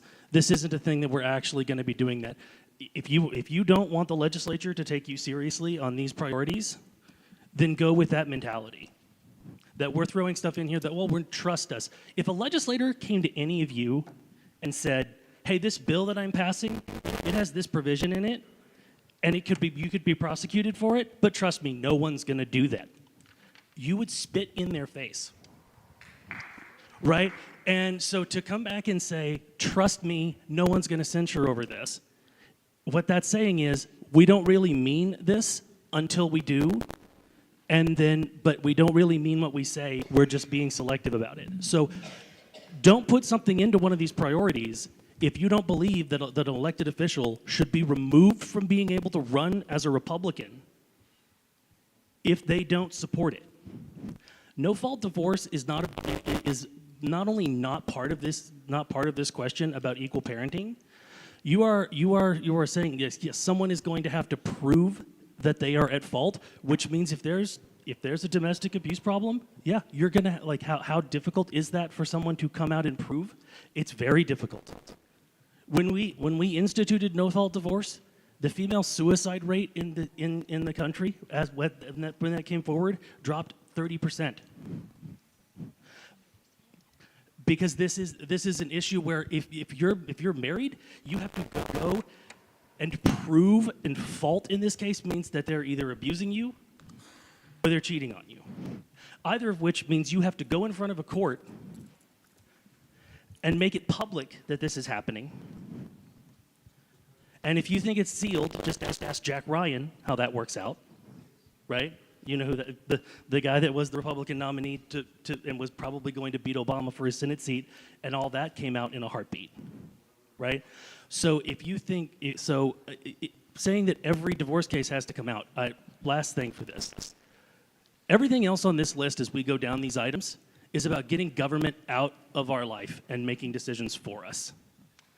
Ending no-fault divorce is, I'm from the government and I'm here to help your marriage. No, absolutely not. This needs to go. All right, I'll go to Janera, then Christy, then next. Donna. Oh, sorry, Rolando, were you in line? Thank you. Oh, wait, say that again? I thought I was next. Oh, you're right. Okay, you're next, then Yeah. Janera, Christy, Donna. The reason equal parenting is an issue is because there are so many divorces. The greatest thing that destroyed the family in this country was the liberalization of divorce laws. That destroyed the family, okay? And the single greatest thing we can do to restore the family and to reduce these issues of equal parenting is to eliminate no-fault divorce. Look, I get it. It's a blind spot for many people in this room who are divorced. But if this party is ever serious about being pro-family, we can't support no-fault divorce. We just can't. What God has joined together, let no man put asunder. Janera. Janera Lewis, SD 27. Although I myself do not like or approve of easy divorces, the issue is getting rid of no-fault divorce empowers attorneys. It makes them very wealthy. It creates severe hostility in a divorce. I'm not advocating for divorce. I loathe divorce. But if you're going to require people to say why they're getting a divorce, it's going to be attorney versus attorney, and they're going to drag their spouses through the mud in front of the children, and there are false accusations, and it's all going to it's going to affect the children. Thank you. All right, Christy. I want to second what Janera just said, and I'd like to also add that the fact that you have to prove at fault and that there is no default, that there is not a no fault option, is not going to stop anyone from getting a divorce that wants a divorce. All right, Donna? SD2, Donna Carter. I am on this committee because I fear that we have not, we give lip service to bringing God back into this party. We are beyond legislating our way out of the problems that we're in.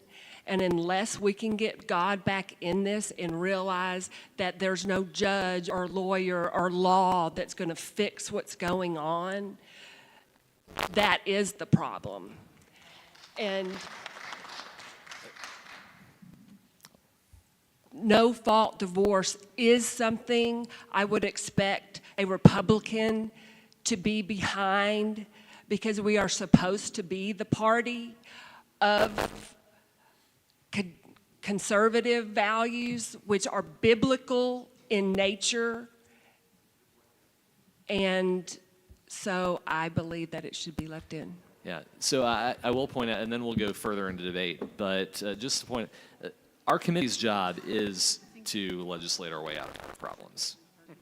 I'm saying that a little bit jokingly, but we are the Legislative Priorities Committee. We're not the Solve the Problems of the World Committee. We are trying to find and recommend legislative solutions that can get done in a session to make Texas better and to solve problems that we can. And so I think this, and we're going to run into this over and over again as we discuss today. There is a tension between wanting to achieve everything on a subject and achieve something concrete and real that makes things better for a lot of people, but may not be everything we want and everything that's in the platform, because you can't get it done in one session. So if we leave this in here, and by the way, we've already been contacted by we have emails from some of the people who testified in favor of this language who told us, take it out. Even they think it's a distraction that would dilute the purpose of the priority. Because the purpose of the priority is equal parenting. It's not fixing the divorce problem. It's not fixing families. It is the one issue of equal parenting. And yes, you can make the issue of equal parenting better maybe this way, but it's addressing a much bigger and different problem. And so if we're really serious about solving the equal parenting problem that we've been asked to solve by the people who have testified, parents and children, then I think we need to solve that, not try and solve everything with one priority. So I think even if you agree with ending no-fault divorce, and I do, and it's in our platform, then I still think this priority needs to be narrowed down to the issue of equal parenting, because that is a problem that not only can be solved, there are already bills introduced that have gotten a lot of progress to solve it. We can do this session, and that will make a huge difference in a lot of people's lives. And so I think I'm going to entertain calling the question on this, because I do think we need to. All right. Question has been called and seconded. All in favor of moving to a vote, say aye. Aye. All opposed, say nay. All right. All in favor of removing the language in red, say Can I go aye. ahead and call for a division on this? Say that. Can I go ahead and call for a division on this? We want to get hands on this right away. If it's divisive, all in favor, say aye. Aye. All opposed, say nay. Nay. Hey, do you still want division? Okay. All in favor, raise your hands high so I can count them. I don't. But. All opposed? All right, 19-7. Okay. Still have no word from the Rules Committee. So we'll go ahead, just because we're in this item anyway, we might as well keep working on it. Christy, I know you had a motion. Do you still want to discuss your language? Yes, I move that we add in language to make the default be 50-50. Okay. So the second clause says making equal shared parenting the starting point for all fit, willing, and able parents. Would it work to just put 50-50 in parentheses after equal shared? Just to make it, because I think that's typically the term that's used, is 50-50. So would that? Starting point, I guess I'm confused. Is that equal the default? Is that the default? Right. Yeah, starting point is default. Yeah. So. Then I'm fine with that. Yeah. And then where we say completely rewrite the Texas Family Code, that is pretty vague. I would entertain a motion to delete everything up to capital P protect. So moved. All right. That's been moved and seconded. Is there any discussion on that motion? Seeing none, all in favor say aye. Aye. All opposed say nay. All right, that passes. So let's look at the wording here and just kind of make sure we agree with all of this. Protect parent-child relationships as fundamental rights, making equal shared 50-50 parent. Did we take a vote on 50-50?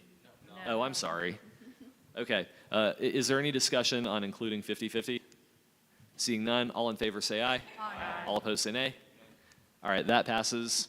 The starting point for all fit, willing, and able parents, reforming child support so that it considers the time and income of both parents, and implementing accountability measures for rogue judges who, not that, judges or whose, who do not follow the laws, including removal of judicial immunity and steps for their removal from office.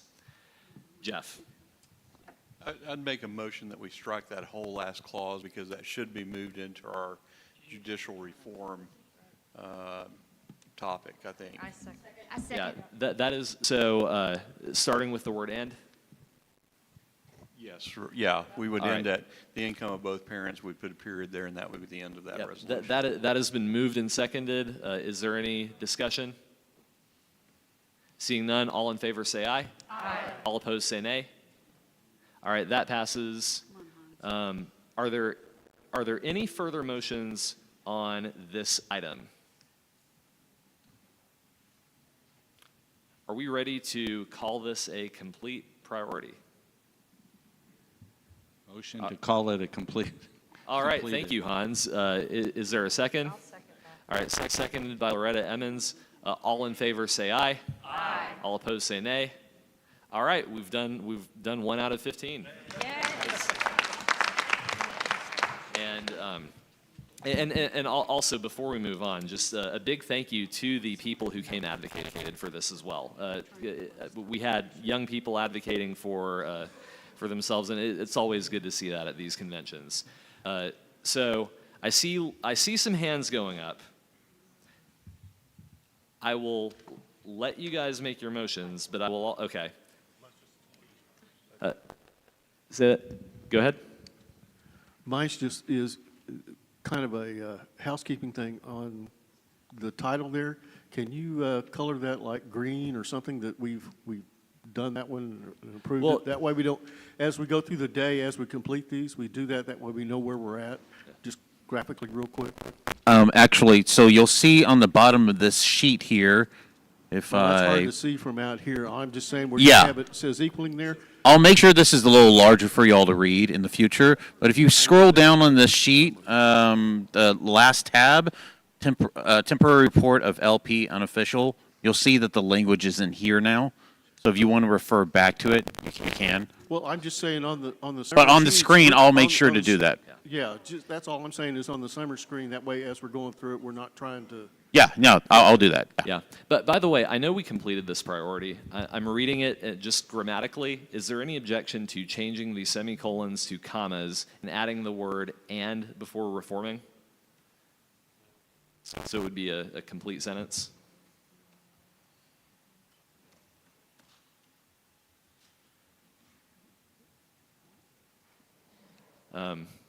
Protect parent-child relationships as fundamental rights by making. Is there any objection to that? No. All right. My inner Virgil Cruz is coming out. He trained you well. Yeah. Well, he'll go over all these anyway and give me a bunch more recommendations. But so yeah, that's where we landed. Protect parent-child relationships as fundamental rights by making equal shared 50-50 parenting the starting point for all fit, willing, and able parents, and by reforming child support so that it considers the time and income of both parents. Bye. Yep. Yeah. Okay. Yeah, just put the word by after the and. So and by reforming. Yeah. No, not there. No, not there. Yeah. All right. And are we fine with equal parenting as a title?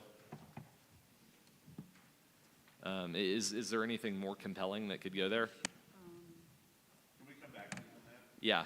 Yeah, and we'll have a full list that'll show all of them, so we could maybe do titles at the very end. Okay, next, I think we should actually start from. She's got a question down there. Oh, go ahead. Okay, make your motion.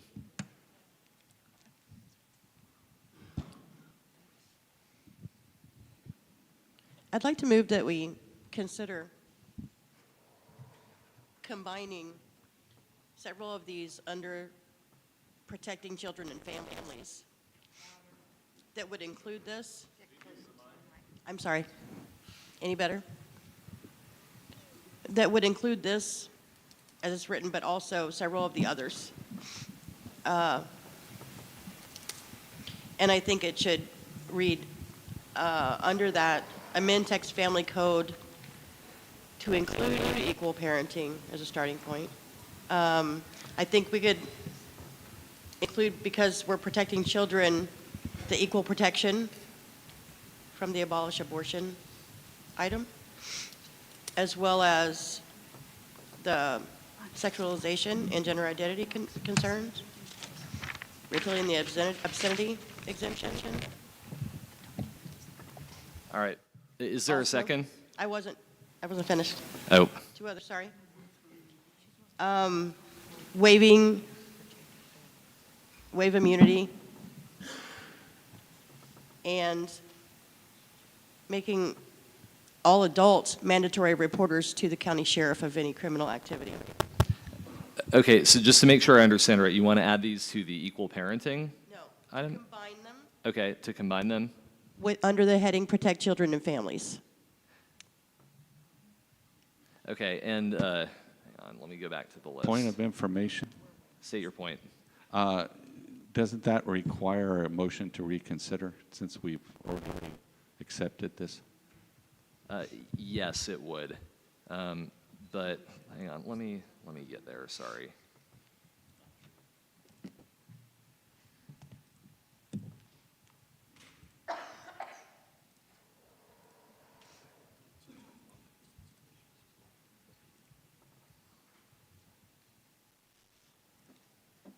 All right, so are you trying to add all of these to the sexualization gender ideology platform or priority?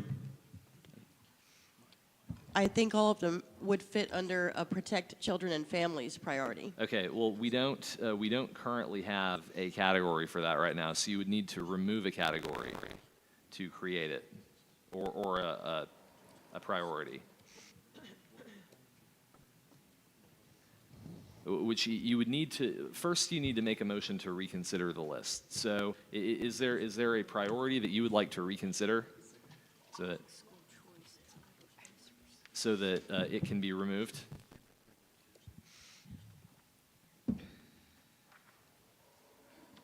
Okay. Go ahead. Okay, make a motion to reconsider the priority that you would like to remove in order to make room for the new priority you're creating. But it could be included in what I'm motioning for, correct? Like if I choose this one. I don't want this to go anywhere. Mr. Chairman?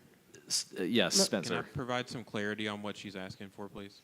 Sure. Both items that she's wanting to combine are on our approved list already. Yes. She's not wanting to add an additional, she's wanting to consolidate.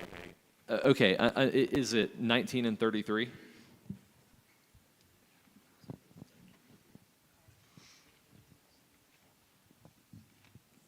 Yeah, I think we may need to recess anyway because it seems like rules is getting started. So let's take a 15-minute recess, go to rules, and then we can come back to discuss whether we want to reopen any of the categories. I'm really worried that, because we finished yesterday with all of this, and we really need to be spending time on wording today. So I think we should be very reluctant to reopen them. I know we did a little bit this morning, but I think we need to kind of be done doing that. But anyway, we are now in recess until 10:40 a.m., and if you want to come with me to testify to the Rules Committee, I greatly encourage you to do so. Until when? 10:40 / when I get done. I don't want to make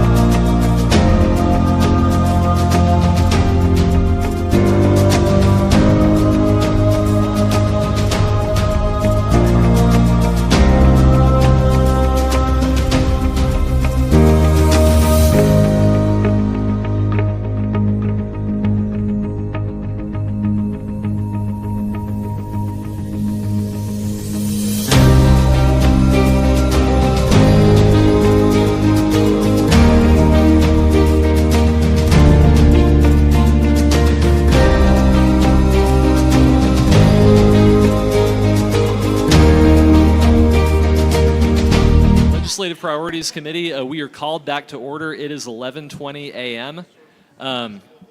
If there's no objection, we have Bob Hall here again. And I would like to go ahead and allow him to speak. I think he's in conversation right now. But kind of as we return to our seats, I know he's sent some language to Donna as well. Yeah, but okay. Before we do that, I'm going to recognize Michael and then Robert. Michael. Hello. Mr. Chairman, I move to consider all motions to reconsider actions taken by this committee prior to today having been made and laid upon the table. Okay. Yeah, he didn't have his mic on. Try again. Chairman, we can't hear because of the gallery. Yeah. Okay. Will the gallery please come to order? And Testing. All right, Michael. Mr. Chairman, I move to consider all motions to reconsider actions taken by this committee prior to today having been made and laid upon the table.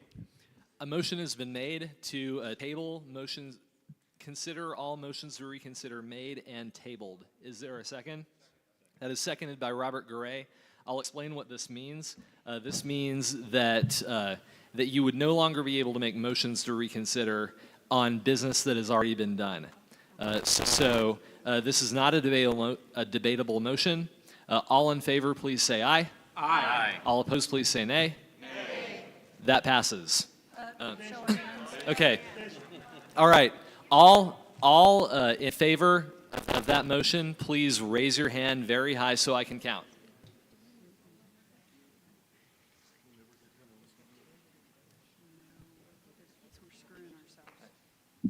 All opposed, please raise your hands.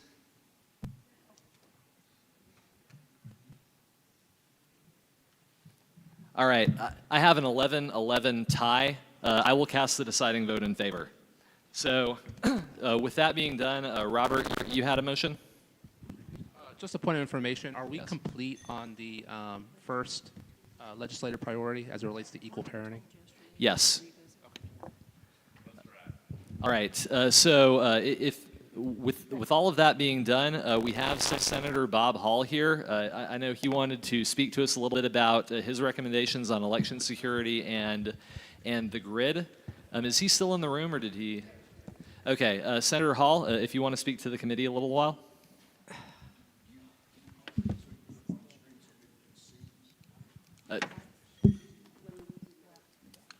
Yeah, can you email it to Michael?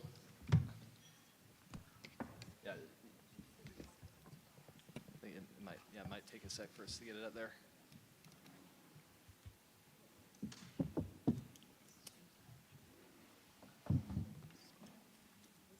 Donna, did you send it to me?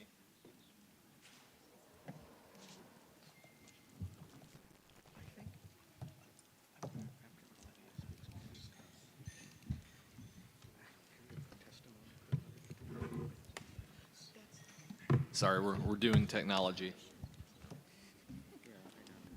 If you want to go ahead and start speaking to it, you can while we work on this. But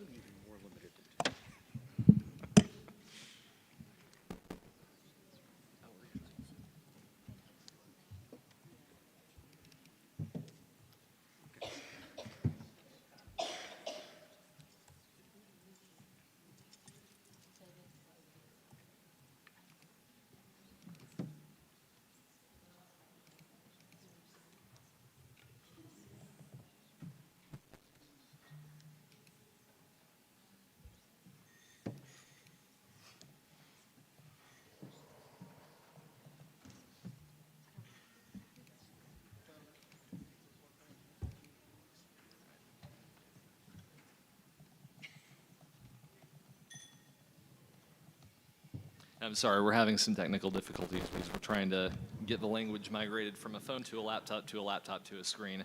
So In the meantime, Mr. Chairman, could we get those of us who weren't able to make it over to the Rules Committee, could we get a report back from how yeah, things went? so I did go testify to the Rules Committee. I had plenty of good questions. It seems like some people are still concerned about the plan. Others seem supportive, so nothing's happened with it yet. Hopefully they pass it. but I think I was at least able to answer people's questions. So I really appreciate everybody who came with me. And obviously, if you know your Rules Committee counterparts, definitely send them a message in favor. Okay, here we go. Scott, could I have a point of information right quick for Yes. the people who are here to give testimony? Some of them were sent home last night with they assumed they were going to get to do that today. Are they still going to get to do that today? So we probably not. We probably are not going to have testimony until we're done workshopping our language, just because we've got a lot of work left to do, and we have to get it done by 4 p.m. So what time should they come back? I would say they should come to the permanent committee tomorrow. What time is that? That's at 6 p.m. So, Can I suggest something? Yes. We can have set aside at least some time. We would reduce it from 3 minutes to 1 minute. But I think we should have some time set aside today, even if it's just 30 minutes or 45 minutes for additional testimony. But I understand we can't have everyone doing 3 minutes. But can we at least give everyone 1 minute for a set amount of time? Sure. And could we fix the time where we do that? Because we'll probably break for lunch at about 12:15 or so. Yeah. So we'll take a quick lunch. Everyone needs to be back right at 1 p.m. and then we'll do that. Okay. Okay. So I think that's fine if there's no objection to that. Michael, I sent you the language. Do you have it?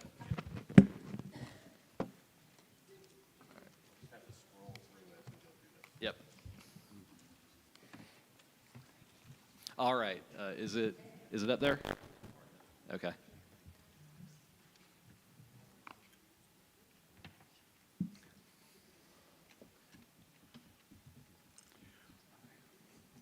Yeah, if you want to go ahead, I think you got it. Thank you very much. I really appreciate you letting me participate in this. I know this is your platform, but you know, I only wear this position a certain period of time. I started in the grassroots, and I'll be back there someday. And so I feel a part of it, and I thank you. And I feel very passionate about what we really need to do. And this is going to be our last opportunity to fix our election system going forward. So I tried to capture in there the elements that I talked about yesterday that gets us from your hand actually making your vote on a piece of paper, not a machine, and then being able to follow that vote all the way through the precinct, through the county, to the state, making sure that it doesn't get changed along the way with the safeguard in there. And these are the elements that I feel are necessary to make that happen, where we use only hand-marked paper ballots on anti-counterfeiting paper. They're sequentially numbered, printed and signed by an election official. I changed that from judge to an election official so we can have more than one person signing them when it really gets crowded. At the voting location, a single in-person voting period. That's extremely important to get rid of that 3-day gap where we don't know what happens to your vote, and you have 3 days. You have time, motive, and opportunity, means and opportunity in that 3 days. We have to get rid of that and go to a 3 to 9 days. A lot of people want to go down to 1 day. I don't think we can do that. Some would like to keep it at 14. I think that's unnecessary. So a window of 3 to 9 days should be very doable and not taxing on people, ending on election day. And we absolutely have to have the zero tapes run just before the voting starts, and then the results run immediately after the polls close. That's the one way we box in before anybody has the opportunity to mess with votes and make it public what the vote is so that it becomes near impossible to change it. And we do this in precincts only, and we have closed primaries. I think if we do that, we're going to have extremely high assurance of the accuracy of our vote. The other folks, the things that were in there, these didn't come from me. I completely agree with the issue of citizenship. I was appalled when I first learned that you don't have to prove it, you just have to state it, and then there's no real prosecution of that. And I certainly agree with taking the approach that either we give back the authority to someone outside of the county to be able to prosecute on election fraud, AG, I am just fine with going back to them or to set up some other operation or some means. But whatever it is, we have to have the ability to go into counties that have these woke prosecutors who aren't going to do their job. And so I completely agree with that. And as far as the voter roll, we definitely have to clean that up. We have to have a system, a process where we actually have only registered voters on the roll and we keep it cleaned. And the last one that you had on the mail-in ballots, I made a small change there that's not out of the country. They need to just be out of their precinct, not able to vote because we're going to be precinct only. So they may be out in West Texas or another part of Texas, unable to attend, just so they're out of their precinct, not necessarily out of the country. And I think that's fair on both sides. So that's my recommendation on what we do, and I'd be glad to take any questions on it. Yes, ma'am. All right, Dr. Malati, and then Jeff Russell. Thank you so much, Senator Hall, for helping us with this. I just want some clarification on some of the wording on the first section, because I think that's like the meat of what we are going to try to adopt. I just want to make sure I'm clarified on the vote verification. So that's the part that you mean that we will publish it at the precinct level and then keep verifying it at the different levels going yes. back. And then also when you're saying close precinct voting only, you mean eliminating countywide voting? Yes. Yes, it does. Who'd you have next? I had Jeff Russell. Thank you, Senator Hall. Two questions that I have is on, because we've seen in our county, we've seen the difficulty of cleaning voter rolls. It's become almost an impossible task. My question to our committee would be, and to you, would be, should we, instead of trying to accomplish that, which I think is an impossible dream, should we just go to some expiration date or some re-register period, whether it be 3 years, 5 years, 7 years, something as a means of just cleaning and purging our rolls? Would that be a better, more elegant, easier to implement solution of just making registration requirements be redone? My second question is, we had talked about in the committee, and it didn't make it to the list, but I think it could be easily incorporated, to go to a single voting period for everything through the year. March primary, November election. That's our only election dates that we have. Right now, we've got a plethora of it, and a lot of the entities use that to try to determine when is the lowest voter turnout going to be so that I can get this passed. I'm just fine if we went to uniform election dates for each year and then people fit into them. I think it's kind of would be overwhelming to put everything in there, but I think they need to be defined. And as far as an expiration of registration, I'm fine with including that as a part of it. Overall, we've got bigger problems in getting the voter roll cleaned to begin with. I really think by going to closed primaries, we're going to go to a clean sheet on registration, because that will be a new starting point, a new registration, because you have to register as either a Democrat, Republican, or independent. And I think that would be the starting point for it. And then we have the task on the Secretary of State's office to define those sources to go to keep the voter roll clean. The death certificates, DPS, the uniform, for people relocating between the states. There are a number of them. There's a really good group on My Vote Counts in Texas that has looked at what it would take and has a really good approach to cleaning the voter rolls. And I think as we go forward, we adopt that. But at this point, I wouldn't say we get very prescriptive in what we want to do. I think this is a little more of a complicated process that we should leave it up to the Secretary of State's office to come up with a system to do it. All right, Hans, and then Spencer and Michael, if he's in the room. Senator, thank you. The election reform, I like everything at the bottom, but on the hand-marked ballots, I know in our county, we have the ballot markers. The ballot markers are sequential. It is a unique paper, and the person can read the ballot. Going to a hand-marked ballot, my experience as an election judge is those are much harder for people to fill out. And the second issue is we currently have just purchased all the equipment for that process. We would then have to go back and purchase new equipment for the ballot readers. Is that correct? What brand do you have? I'm not ES&S?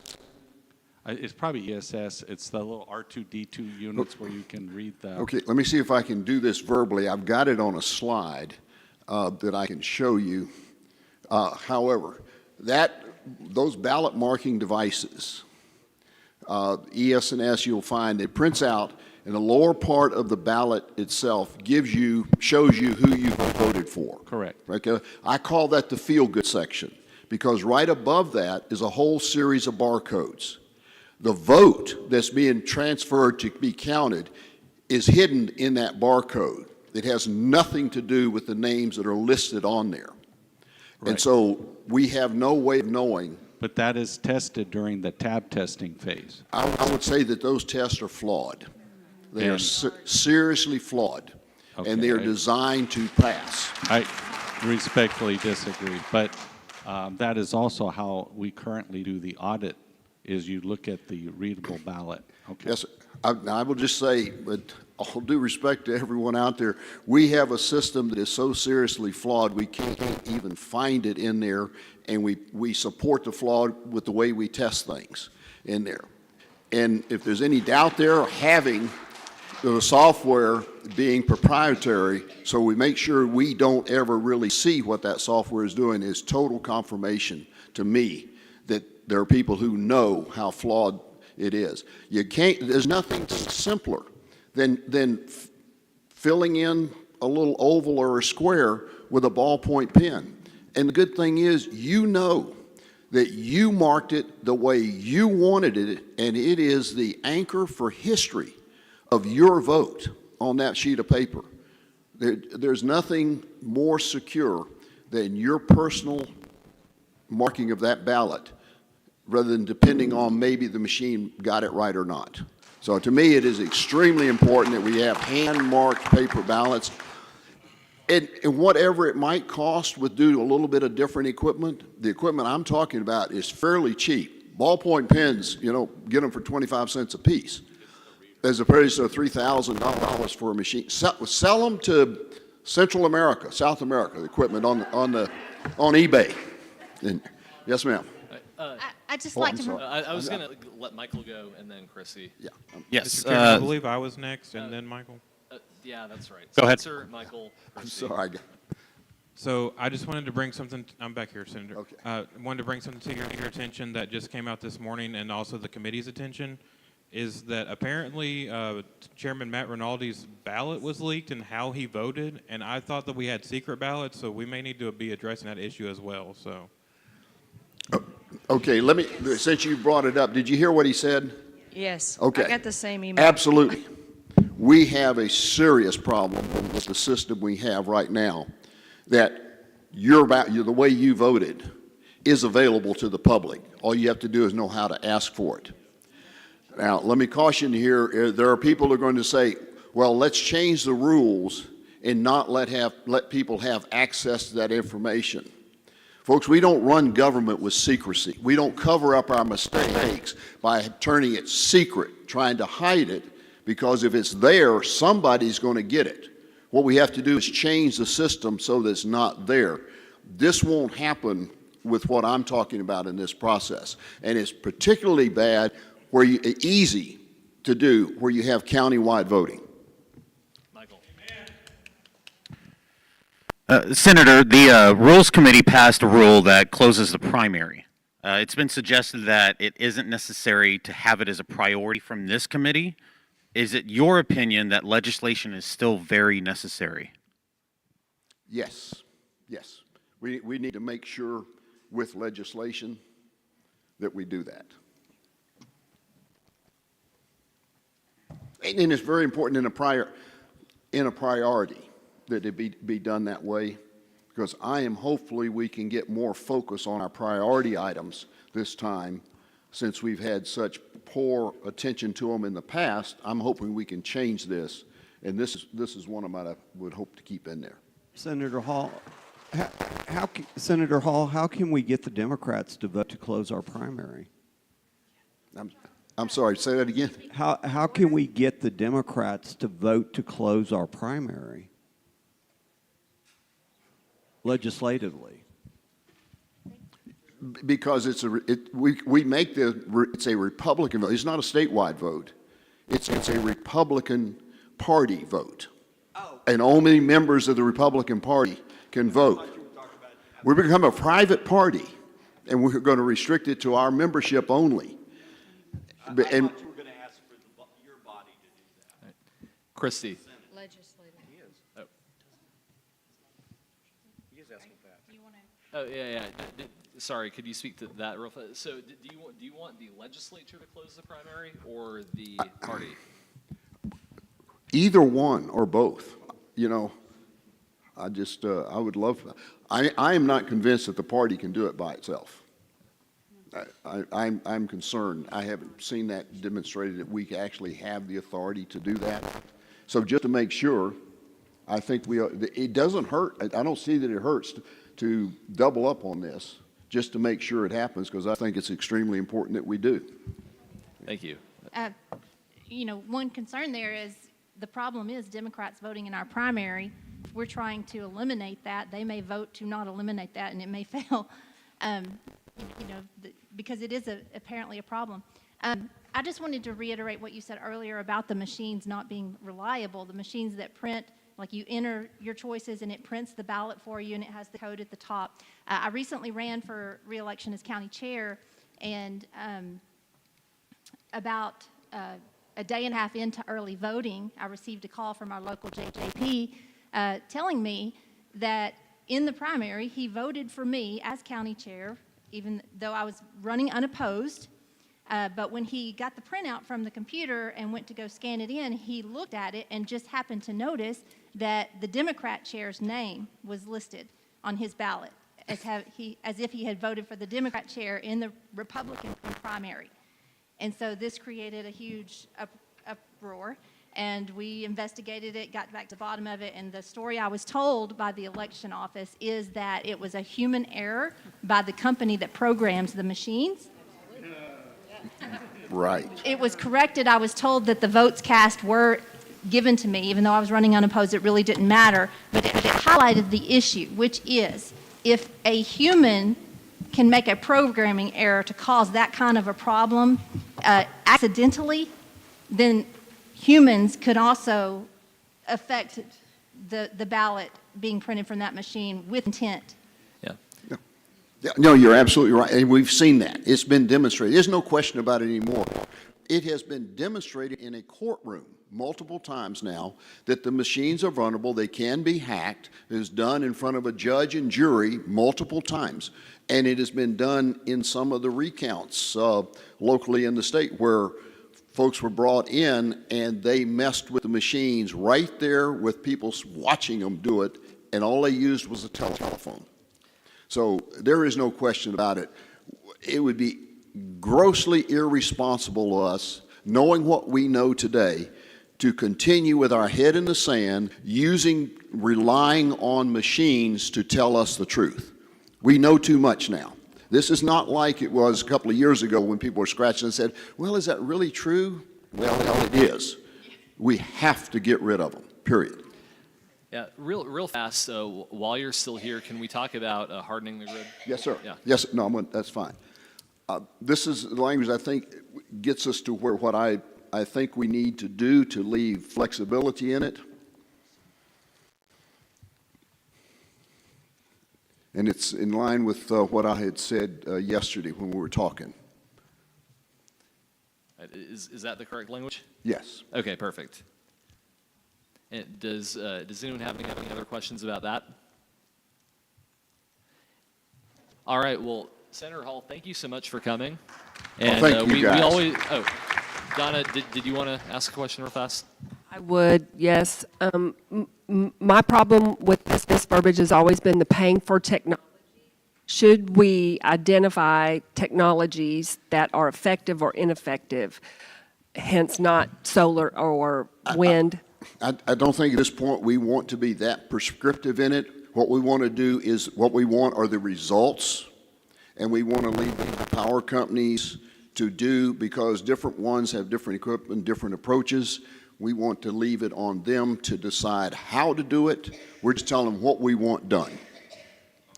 Thank you. All right. And Jeff, I think you'll get the last question. Okay, well, this is not just a small question. This is the thing with this priority for me, and I think this is vital, is that we spend a lot of time talking about the EMP and the terrorist side of it, and we're talking about EMP as a priority, but like the terrorist side is an if.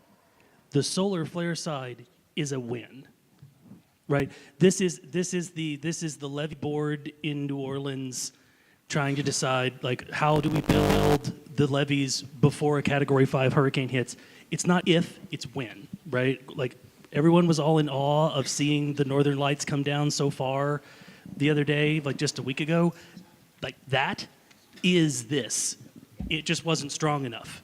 And it's literally a matter of time.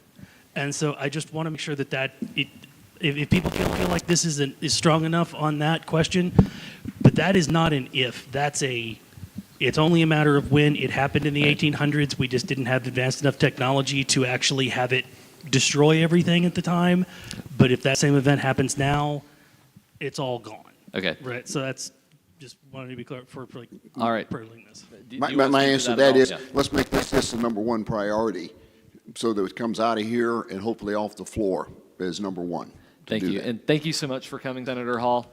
We love working with you. And, appreciate it. Now, thank you guys for all your hard work. Appreciate it. Robert. Point of information. Say your point. So, is the chairman aware that from the 2022 Legislative Priorities Permanent Report that no single legislative priority had more than four sentences in its context? I was not aware of that. Thank you for your question. I just want to make the members aware. Yeah. That's a very strong point, and we definitely need to be very. I would think every legislative priority should be one or two sentences, but we'll get to that when we need to figure out a way to make that happen. So if there's getting into our actual discussion. I think the way we need to do this is we need to go to the confirmed priorities first, work through those, and then get those out of the way, and then we'll get to the consolidations, which I think will be a little bit more difficult. So let's start with, let's just start at the top with eliminate school property taxes. And we already did a lot of wordsmithing on this, but let's take one final look. So establish a permanent pathway to ending school maintenance and operations, M&O taxes, and recapture. After recapture, do we want to put a parenthetical that says Robin Hood, or is that going to make this too busy? Okay. You think people mostly know what that means? Yeah, I'm not hearing anybody really wanting to do that. Just an idea. Without creating or raising any other tax, I think that's very important and needs to be made clear to people. By capping spending growth and requiring at least 60% of future state budget surpluses and rainy day funds and surpluses to be used to compress the school M&O tax until it is eliminated. That's our number one right now. Is there any other input on this item? Dan. As I've said before, I think one of the things we need to do before we even get to the rainy day fund to help bring down the M&O tax is to give the school districts not only the option, but a requirement to put in an impact fee so that the new developers that are developing apartments and houses pay for all these new schools instead of the existing deals, which will hold down. You put that money in there, it goes towards that capital investment. And it's a pass-through to whoever's buying that new home or building that apartment and that rent. It's not to the person that's been over there living in their house for 40 years that's on Social Security and having to now pay a higher tax on it. So, I mean, it's a way to mitigate it, and it also gives our legislatures an option, because they're sitting here how they're going to deal with cutting money, adding money, and moving money around. It will allow them to cost shift this money around to the right place. Yeah, I think on as we're going through here, especially on these confirmed priorities, I think what we want to try and do mostly is stick to we've had a lot of discussions about the merits of these items and ranking them. I think we really want to just stick to like specific suggestions about wording, and then if there's something really blatant that needs to be in there that we're missing, we can add it. But I think everything kind of from this point on needs to be an amendment. So we'll go Spencer and then Jeff. Point of information. State your point. As everyone knows, I'm new to this, and I don't really know exactly what all the do's and don'ts are, but I was wondering, we've went to this process of consolidating a number of things, and we're struggling with how do we get all of this into four sentences or less. And you can, I know there was something mentioned earlier about a report or something that could be submitted to the full convention with the list. No, so this list with the text is the report. So the report is it is what we put in front of them to vote on. So my question is, and I'm not suggesting we do this with every single priority, but certain priorities, would it be possible for the committee to adopt the language in a addendum that could be referenced in the language of the priority? I don't think we have time for that. We have to get I think it would be a very limited case, such as Senator Hall's election information. I think we need to find a way to get it. This legislative priorities report is going to be printed for delegates, and all of them are going to have to read it. And then ultimately, the exact same thing is going to be put in front of legislators later. Like, what it says is what it says, I think. We can't rely on an appendix and extraneous information. That's just another way to get more stuff into it, I think. So we have to be concise. Loretta. I would like to offer an amendment to the title to add. Really fast. Spencer, were you going to? Okay, go ahead. To add the M&O up there so that the voters, the delegates are aware that we're not trying to completely eliminate all school property taxes.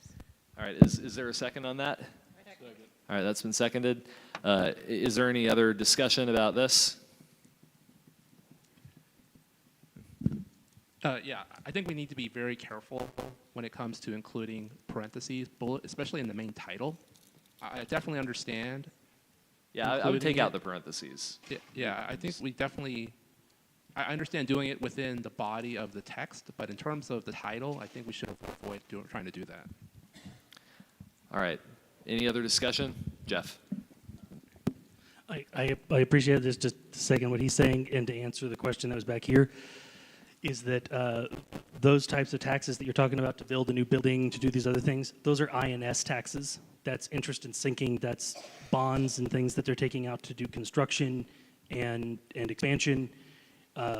This is about maintenance and operation, which is a separate tax that the voters don't get to vote on. That doesn't come in front of them. This is what the state is mandating that people in your school district have to pay. Right. And you have no choice about. Peyton. Thank you, sir. Peyton Inge, SD 12. You know, from what I saw of what we got in from the various districts, people are wanting us to, quote, eliminate all the taxes. And this one is really addressed to just a small portion of that. And so I think by limiting it to just M&O, we're doing a disservice to the people who sent us here. And that we're past that point. We have already determined what is going to be covered in this. So I think right now what we're debating is the title of the priority. So does anyone have any other update or any other feedback on this being, like, eliminate school M&O property taxes being the title of the priority? Michael. Call the question. All right, question has been called. Is there any objection to moving to a vote on this? Seeing none, all in favor of this change say aye. Aye. All opposed say nay. Are there any other amendments on the property taxes item? Brady? No. Yes. Okay, I'm sorry, I didn't see you, but do you have a motion? At the time, I couldn't hear exactly what you were saying. Were we voting only on the title or for the wording overall? Only on the title. That was only on the title. Okay, I did have a motion to. Oh, go ahead. I had a motion to remove school M&O from it because what's being asked of us is to prioritize eliminating the property taxes. Taxes on a property. That's standalone. Okay. So just to eliminate that from the title? If we're only discussing changing the title right now, yes. Okay. Brett, go ahead. So if I'm understanding you correctly, she wants to remove M&O from the body and from the title.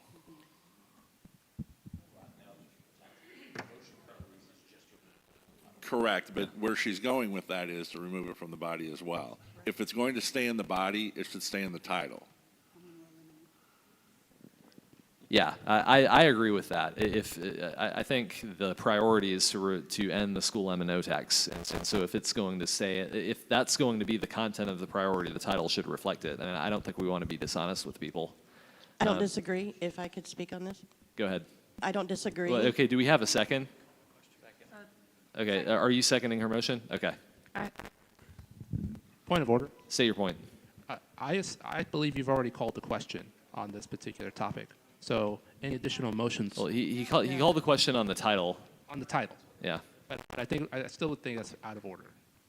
We did just debate adding M&O, but this is a slightly different motion than what was there before. So I'll let Julie speak to it, and then we'll go to Loretta. No, Julie first, and then Loretta. Yes, to clarify We've that never is really even discussed, oh, I'm sorry, go ahead. Go ahead. That was my motion, to remove the school M&O from the title because you restricted just to the title right now. Am I right? No. You can make amendments to the entire thing. Okay, I must have misunderstood you then. Okay, Loretta. Okay, go ahead. I'm sorry. Am I able to make a motion on it in its entirety at this point? No, because you've already made your motion on the title. Because we have not dispensed with that yet. Loretta, were you going to speak? Yes. Okay, go ahead. We've never really talked about totally eliminating property taxes in the committee. We only did. we kind of did, but this is what we came up with. So we talked about it a lot. The issue becomes when we originally discussed this on Monday, we did spend a lot of time on that issue. The issue is that school M&O taxes are kind of different from all of the other property taxes you pay, because the other property taxes you pay are assessed by your local governments. So the state can't easily, like you can't tell your city council, get rid of the property tax and then necessarily have that backfilled by the state. That's a much different, what we're asking for specifically is the biggest property tax, which is assessed by the state, to be backfilled by the state, which is why the legislature can do it. We've already gone through that Right. process, and this is what we came up with. Yes, exactly. Thank you. I am agreeing. All right, Michael had his hand up, and then we'll go to Erica. Yes, Mr. Chairman, this committee just voted to add M&O to the title. A majority of the committee just voted to do that, and now we're asking a majority of the committee to remove that word and an additional word. I think next time just vote down adding M&O, but I think we're just kind of backstepping something that we just did. So let's kind of move forward. Yeah, Erica. Yes. Microphone. I don't think her motion was seconded. It was, but yeah, by Spencer. Janera, Is it appropriate to propose a rule right now? after we're done with this motion, then Okay. we can. Is there any further debate? Brady? Okay. Okay. Brady has called the question. Is there any objection to moving to a vote? All in favor say aye. Aye. All opposed say nay. Nay. All right. The change here fails. Janera? I would like to propose a rule. Yes. State your point. Weren't we just voting on whether or not to call the question with that vote? No, I said is there any objection to calling the question, and no one objected, so then we moved into the vote. I would like to propose that we do not do titles until, and finalize titles till after we're done. I do anticipate that something in one is going to move up into another, and that we should just wait to do the titles. Yeah. Is there any, okay, so that's been seconded. Is there any debate on that rule? Seeing none, all in favor of adopting that rule say aye. Aye. All opposed say nay. All right, that passes. Spencer, say your point. Can we get that document in the folder, please? It's there. It's called Legislative Priorities Committee, live document minutes. It should be the second one in there. And it's all the way down on the bottom. Thank you. Yeah. Yes. Yes. So as we go through this, all of the priorities that we have, we're trying to move mountains with some of this stuff. And that's good because Texas needs us to move mountains. But some of these things, the public isn't ready for, Republicans aren't ready for, even some who we consider high information Republicans aren't ready for. So like on property taxes, you have a lot of people who believe that property taxes should be eliminated, but you have a lot of people who kind of doubt it, they fear it, so we have to walk them to it. So I would just urge the committee to really think about the idea that we have to prepare and maybe march incrementally towards some of these things in order to get there. I'm not saying that that applies to getting rid of property taxes. I'm all in favor of getting rid of property taxes. But I also believe, though, that sometimes we have to take steps to lead toward credibility that we can actually achieve the big mountain that we want to achieve. Yeah, absolutely. And I think the way this is laid out, it makes it clear that we are not going to, because that's what everyone always says, is how are you going to cut the property tax without raising another tax? And we can. You just allow sales tax to continue to be charged at the rate that it is, and then the surpluses from that go toward property taxes. And I think once people understand that and are convinced that the numbers work, it makes sense. But it does take some time getting people there. So, Mr. Chairman, I had a motion and was recognized. Okay, yeah, what is your motion? So I guess first off, when we were discussing this on Monday, we were told that we were going to wordsmith today because I wanted to use the language from Texas for Fiscal Responsibility. I was told that would be done today when we're wordsmithing. Okay, what is? So my motion is to substitute the language on the screen with the language from Texans for Fiscal Responsibility that was emailed out to all of us. Okay. Which basically states that to put us on a path towards eliminating property taxes, and that at the end it says starting with M&O. So it does both, letting them know that our goal is eventually eliminating altogether, but starting with M&O. Okay, who sent that? Was that from Andrew McVeigh? Yes. Okay. I'm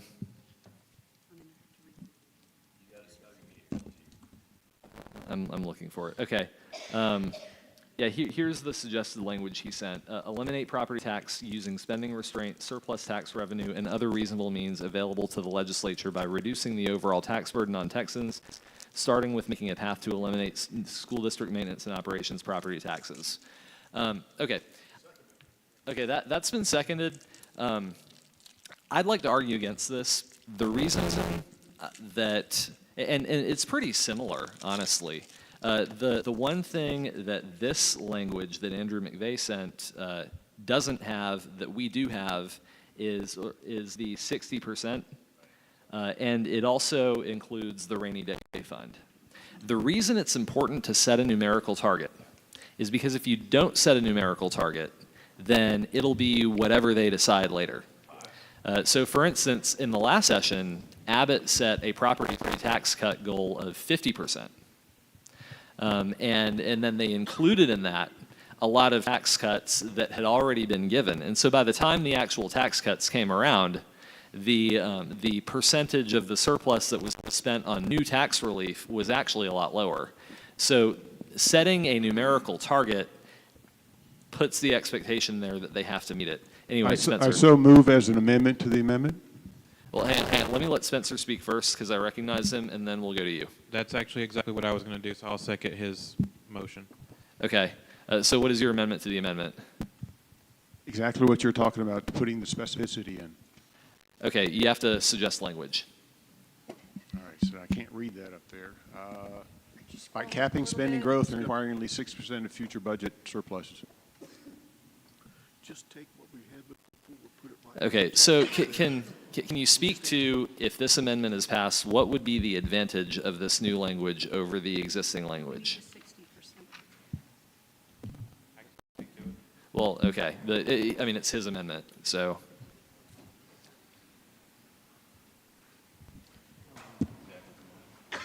Yes, can you speak to that? Paul? I think it speaks for itself. We're trying to put a cap on it. Okay. Spencer, go ahead. So I would say the advantage to what we currently have is that what we're lacking right now is that we're stating the goal of wanting to eliminate property taxes as the long-term goal. We know that we're not going to be able to do all of that right this second. So it includes both, because I agree that we need the additional, with the numerical target in there. But we also need to state what our long-term goal is, because if they get overzealous and find a way to do it, then let them do it. We'll go Brett, then Jeff. So I actually like your original wording, but I'd like to add at the beginning of it, toward the moral goal of eliminating property taxes, comma, then the rest. Since we're debating new wording, we have to dispense with that before we go back to the old wording. Okay. Jeff. Okay, so here's the issue with the Texans for fiscal responsibility language. This puts the entire state of Texas on the hook for property taxes and spending that counties pass themselves. The reason why it's done at the state level with M&O and why that's separate and why this mechanism doesn't cross between the two is because this is a state, education is a state responsibility. Article 7 of the Texas Constitution, right, has that phrase that we talked about several times, right? And the state, it makes it very clear it is the state's responsibility and liability to cover for the costs of maintenance and operation of education. The property tax system was set up with the school districts as a way of funding that responsibility that the state has, and we've had to put this whole system in place to try to make local revenue into state revenue, and it's a giant mess and a money laundering scheme essentially, and it's a giant disaster and it needs to be fixed. That's what this is about. Your county deciding to charge a property tax to pay for what they want to pay for is not mandatory. The state of Texas did not force your county or your city to charge a property tax at all. It's allowed, and your voters decide on your spending level and pass and re-elect your county commissioners and pass your budgets and verify, and the voters decide on the verification elections to pass the budgets and approve new tax rates. If you want to eliminate property taxes that are not M&O, I'm all for it, but it's not the same mechanism. It's a different game, it's a different priority, and that involves getting your local elected officials held to account and not having the state come in and bail out Harris County and bail out Travis County and bail out Lubbock County and all these and any other county that hasn't been spending properly. If you want your local property taxes reduced that are from things that aren't school districts, take that up with your local elected officials. It is not the state's budgetary duty to bail them out for it. Very, very simple. I would ask to remove. We vote this down to take all of this of taking the Texas fiscal responsibility language, because we cannot muddle the two. It has to be about eliminating M&O because that's the portion that is at the state level. Everything else is local responsibility.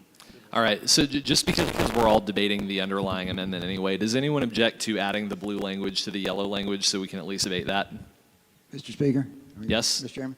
Are you objecting? Are you objecting to? No, well, I don't think the language is complete. I don't think it's a complete sentence. Okay, well, hang on. Is there any objection to adding the blue language to the yellow language that we're debating? Yes. Well, no. Okay, we're not. We have an amendment to the amendment here. Okay, so the amendment is whether we entirely, which technically isn't even legal, like wholesale replacing one language with another. But the amendment, the underlying amendment, is to replace the red language with the yellow language. There is an amendment to the amendment to add the blue language, and technically that is what we're debating right now. Right. So does anyone object to just adding the blue language to the yellow language so that we can debate the whole yellow section? I do have the objection. The objection to that is that if you just have the yellow language, it is generic enough to where they're saying, like, use a bunch of different tools that you have to get rid of all property taxes. If we add the blue language to the yellow language, we're specifically saying eliminate all property taxes by capping spending growth and requiring 60% of future state budget surpluses to be used for it. That is specifically saying all of the budget surpluses must be used to pay down all property taxes. Okay. That's the object. That's where that language bottles it. I object to the blue language. Can we decide if we're going to replace the language first and then wordsmith that? If we're not going to replace it, why do we need to wordsmith it? We have to deal with the amendment to the amendment first, and then we'll deal with the amendment. So all right, question has been called on the amendment to the amendment. Is there any objection to moving to a vote? Okay, now we're taking the vote. All in favor of adding the blue language to the yellow language, say aye. Aye. All opposed, say nay. Nay. All right, that fails. So now we're debating replacing the red language with the yellow language. We'll go Dan Tully, then Brady Gray. Point of order, you cannot replace in a single motion the entire body of a deal just to change your deal. That's not allowed, even in Robert's rules. So you're changing in wholesale what was just said above there. You cannot wholesale substitute an item. That's correct. So that point is well taken. This is out of order. Okay, so what you can do is you can make a motion that incorporates some of that language in what exists. I'd like to make a motion. I move to suspend the rules. Okay, so you can't suspend Robert's rules. You can, we can adopt a standing rule that overrides Robert's rules. Brett. All right, so given that, then I'd like to make a motion that we add the phrase toward eliminating, toward the moral end of eliminating property taxes, comma, and the rest. However you want to word that. The idea is to try to suggest that, first of all, it's moral to get rid of property taxes, and that's what we're driving toward. I understand, like, including a prefatory clause to explain that we are working toward the goal of eliminating all property taxes. Yep. Moral end. What if we said, as a first step toward eliminating all property taxes, colon? I'm good with that. All right, is there any objection to including that? Then that would be what I suggest. Okay, there is an objection, so I'll make it as a motion. I move that we include that. Is there a second? Second. All right, that's been seconded by Robert Gray. Yeah. Toward, yeah. Okay. Is there any debate on this motion? Peyton Inge. Use the word all, Scott. So did you mean to put eliminating all property tax as a first step toward eliminating all property taxes and then establish? Yes. So the word all needs to go in there? Yes. All right, thank you. Is there any further debate on this motion? Seeing none, we'll move to a vote. All in favor say aye. Aye. All opposed say nay. Nay. All right, that passes. Are there any other motions on this item? Peyton Inge. I would, and I'd like to make a motion that we remove the words "without creating or raising any other tax," and I'd like to speak to the motion if it gets a second, but I think there's a very good reason for that. Okay, so you want to remove the words without creating or raising any other tax? Is there a second? All right, seconded. May I speak to the motion then? Go ahead. All right. By doing this, for example, I pay close to 2% for the school tax on my house every year. I would trade a one-time, at the time of the sale, if I sold my property, a 5% tax on the sale if I could get it out of paying 2% for 30 years where I've lived. I think a lot of people would make that swap. It's an easy mathematical change. And so by saying you can't do something, we're limiting perhaps some of their options. And so I understand what people are thinking about, but I think that creates it limits some of the good options we might have. Thank you. So I'll speak to that a little bit because I think, and I've thought a long time, and I talked about this in the Rules Committee too, if y'all were there, on property tax specifically. It's really interesting how people vote on that because we've had ballot props about it. We have convention floor votes about it. And every time, property tax elimination never does quite as well as you would think it should. And everyone's outraged about property taxes. They're way too high. We have a huge movement to end them. We have people showing up every convention wanting to axe the tax, and I'm for all that. We need to get rid of them.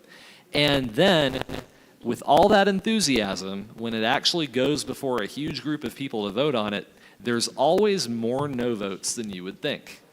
Most of our other ballot props got, let me pull up the ballot props real fast. Most of our other ballot props got over 80%. This time, eliminating property taxes got 78%. And that is with a proviso that without increasing Texans' overall tax burden. Here's what I think is going on. And I'm just a refinery worker, I'm not a mind reader. But what I think is happening is that voters are suspicious. They hear ending property taxes and they just assume, well, there's no way they're going to get rid of the property tax without raising some other tax. And so they vote no because it's unknown. They don't know what's hiding behind the curtain. And I think that'll happen to this priority also. If we don't make it explicit in the text of the priority that this is not going to raise other taxes, then everyone is going to think that our intent is to get rid of the property tax and replace it with an income tax, replace it with a sales tax, replace it with something else, and that is going to cause it to go down in defeat. So I think we need to, and I also think that our legislators need to be under the same restriction. We don't want them going and creating some new tax to lower property taxes. We want them to follow the TPPF plan, which is that as sales tax receipts go up over time, that money is used to buy down the tax rate. Anyway, Loretta. I agree. Voters do not, they like to complain about property taxes, but they don't vote to cut property taxes. They will not vote out the people who are raising their taxes. They keep electing the same people. So I don't know why that is, but they don't vote. Yeah, that's they my just theory. complain about it. It's just a theory. Janera. I understand your point, but I would still like to point out that even with Democrats voting in our primary where these ballot propositions are located, that 78% is still overwhelming support for eliminating property taxes. Thank you. You're right. However, it is one of the lowest. I think it's actually the third lowest of all of the 13 questions we asked. So the ballot props are supposed to be things that just about everybody votes for. And it is overwhelming support for sure. But again, think of this as a test vote for how things might go on the floor of the RPT. We put 13 questions out there, and of the 13 questions we asked, that one was in 10th place or 11th place. So if we put this out there in a list of 15, is it going to make the top 8? Hopefully. Yeah, that's so. That's what we need to think about. Julie.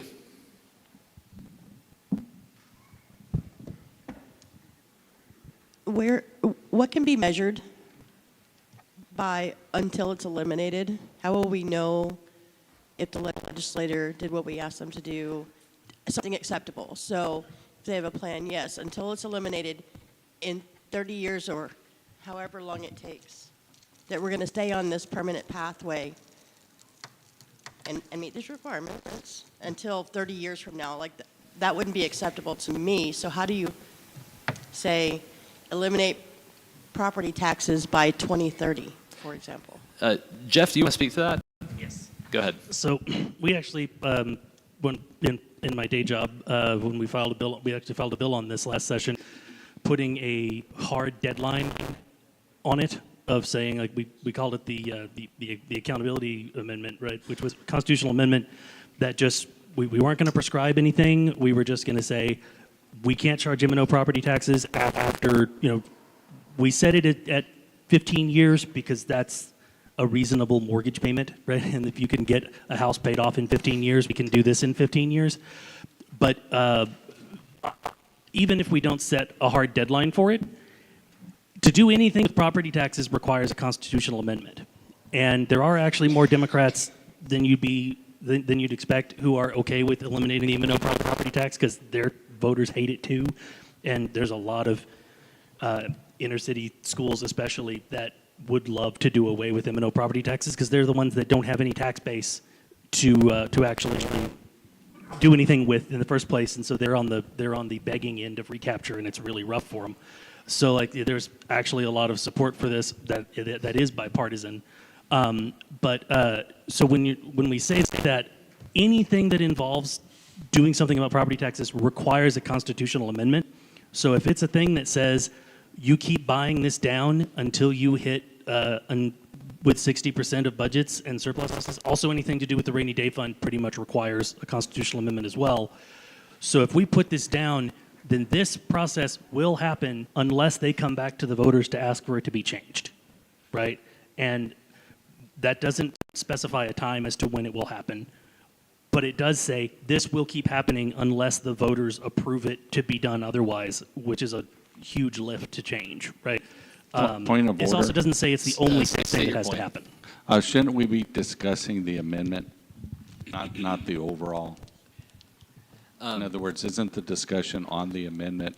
Yeah, I think that's fair. The question was asked about what that process would look like, and so I think we did get some good information about that. But your point is well taken. Mr. Chairman, I have a point of information. State your point. What did you say earlier about when we were stopping for lunch, and when was there going to be more testimony today? I have delegates So wondering. I think the plan was 12:15, and then For reconvene. testimony or lunch? Lunch, and then reconvene at 1. Obviously, we're taking longer than 12:15, but we're going to get this one done before we get to lunch.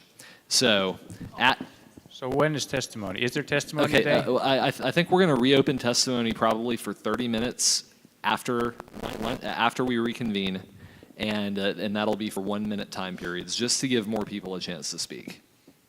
So, yeah, Erica called the question on this amendment. Is there any objection to moving to a vote? Hearing none, we will now take a vote. All in favor of removing that language, say aye. All opposed, say nay. Nay. All right, and we're back to the main motion. Motion to accept the language section, and then we can move on to the title. Seconded. All right, that motion is made and seconded. All in favor, is there any other debate on this language? All right, all in favor say aye. Aye. All opposed say nay. And this one is finished, except for the title. We'll do all the titles at the end. Thank you. Okay. All right, and with that, we will recess for lunch until 1:10 p.m. That is a serious time limit. We are going to start again at 1:10 p.m., and that is when we will take delegate testimony. I do not recommend going out to the Riverwalk to try and get lunch. Just get something close by. But I'll see you back here.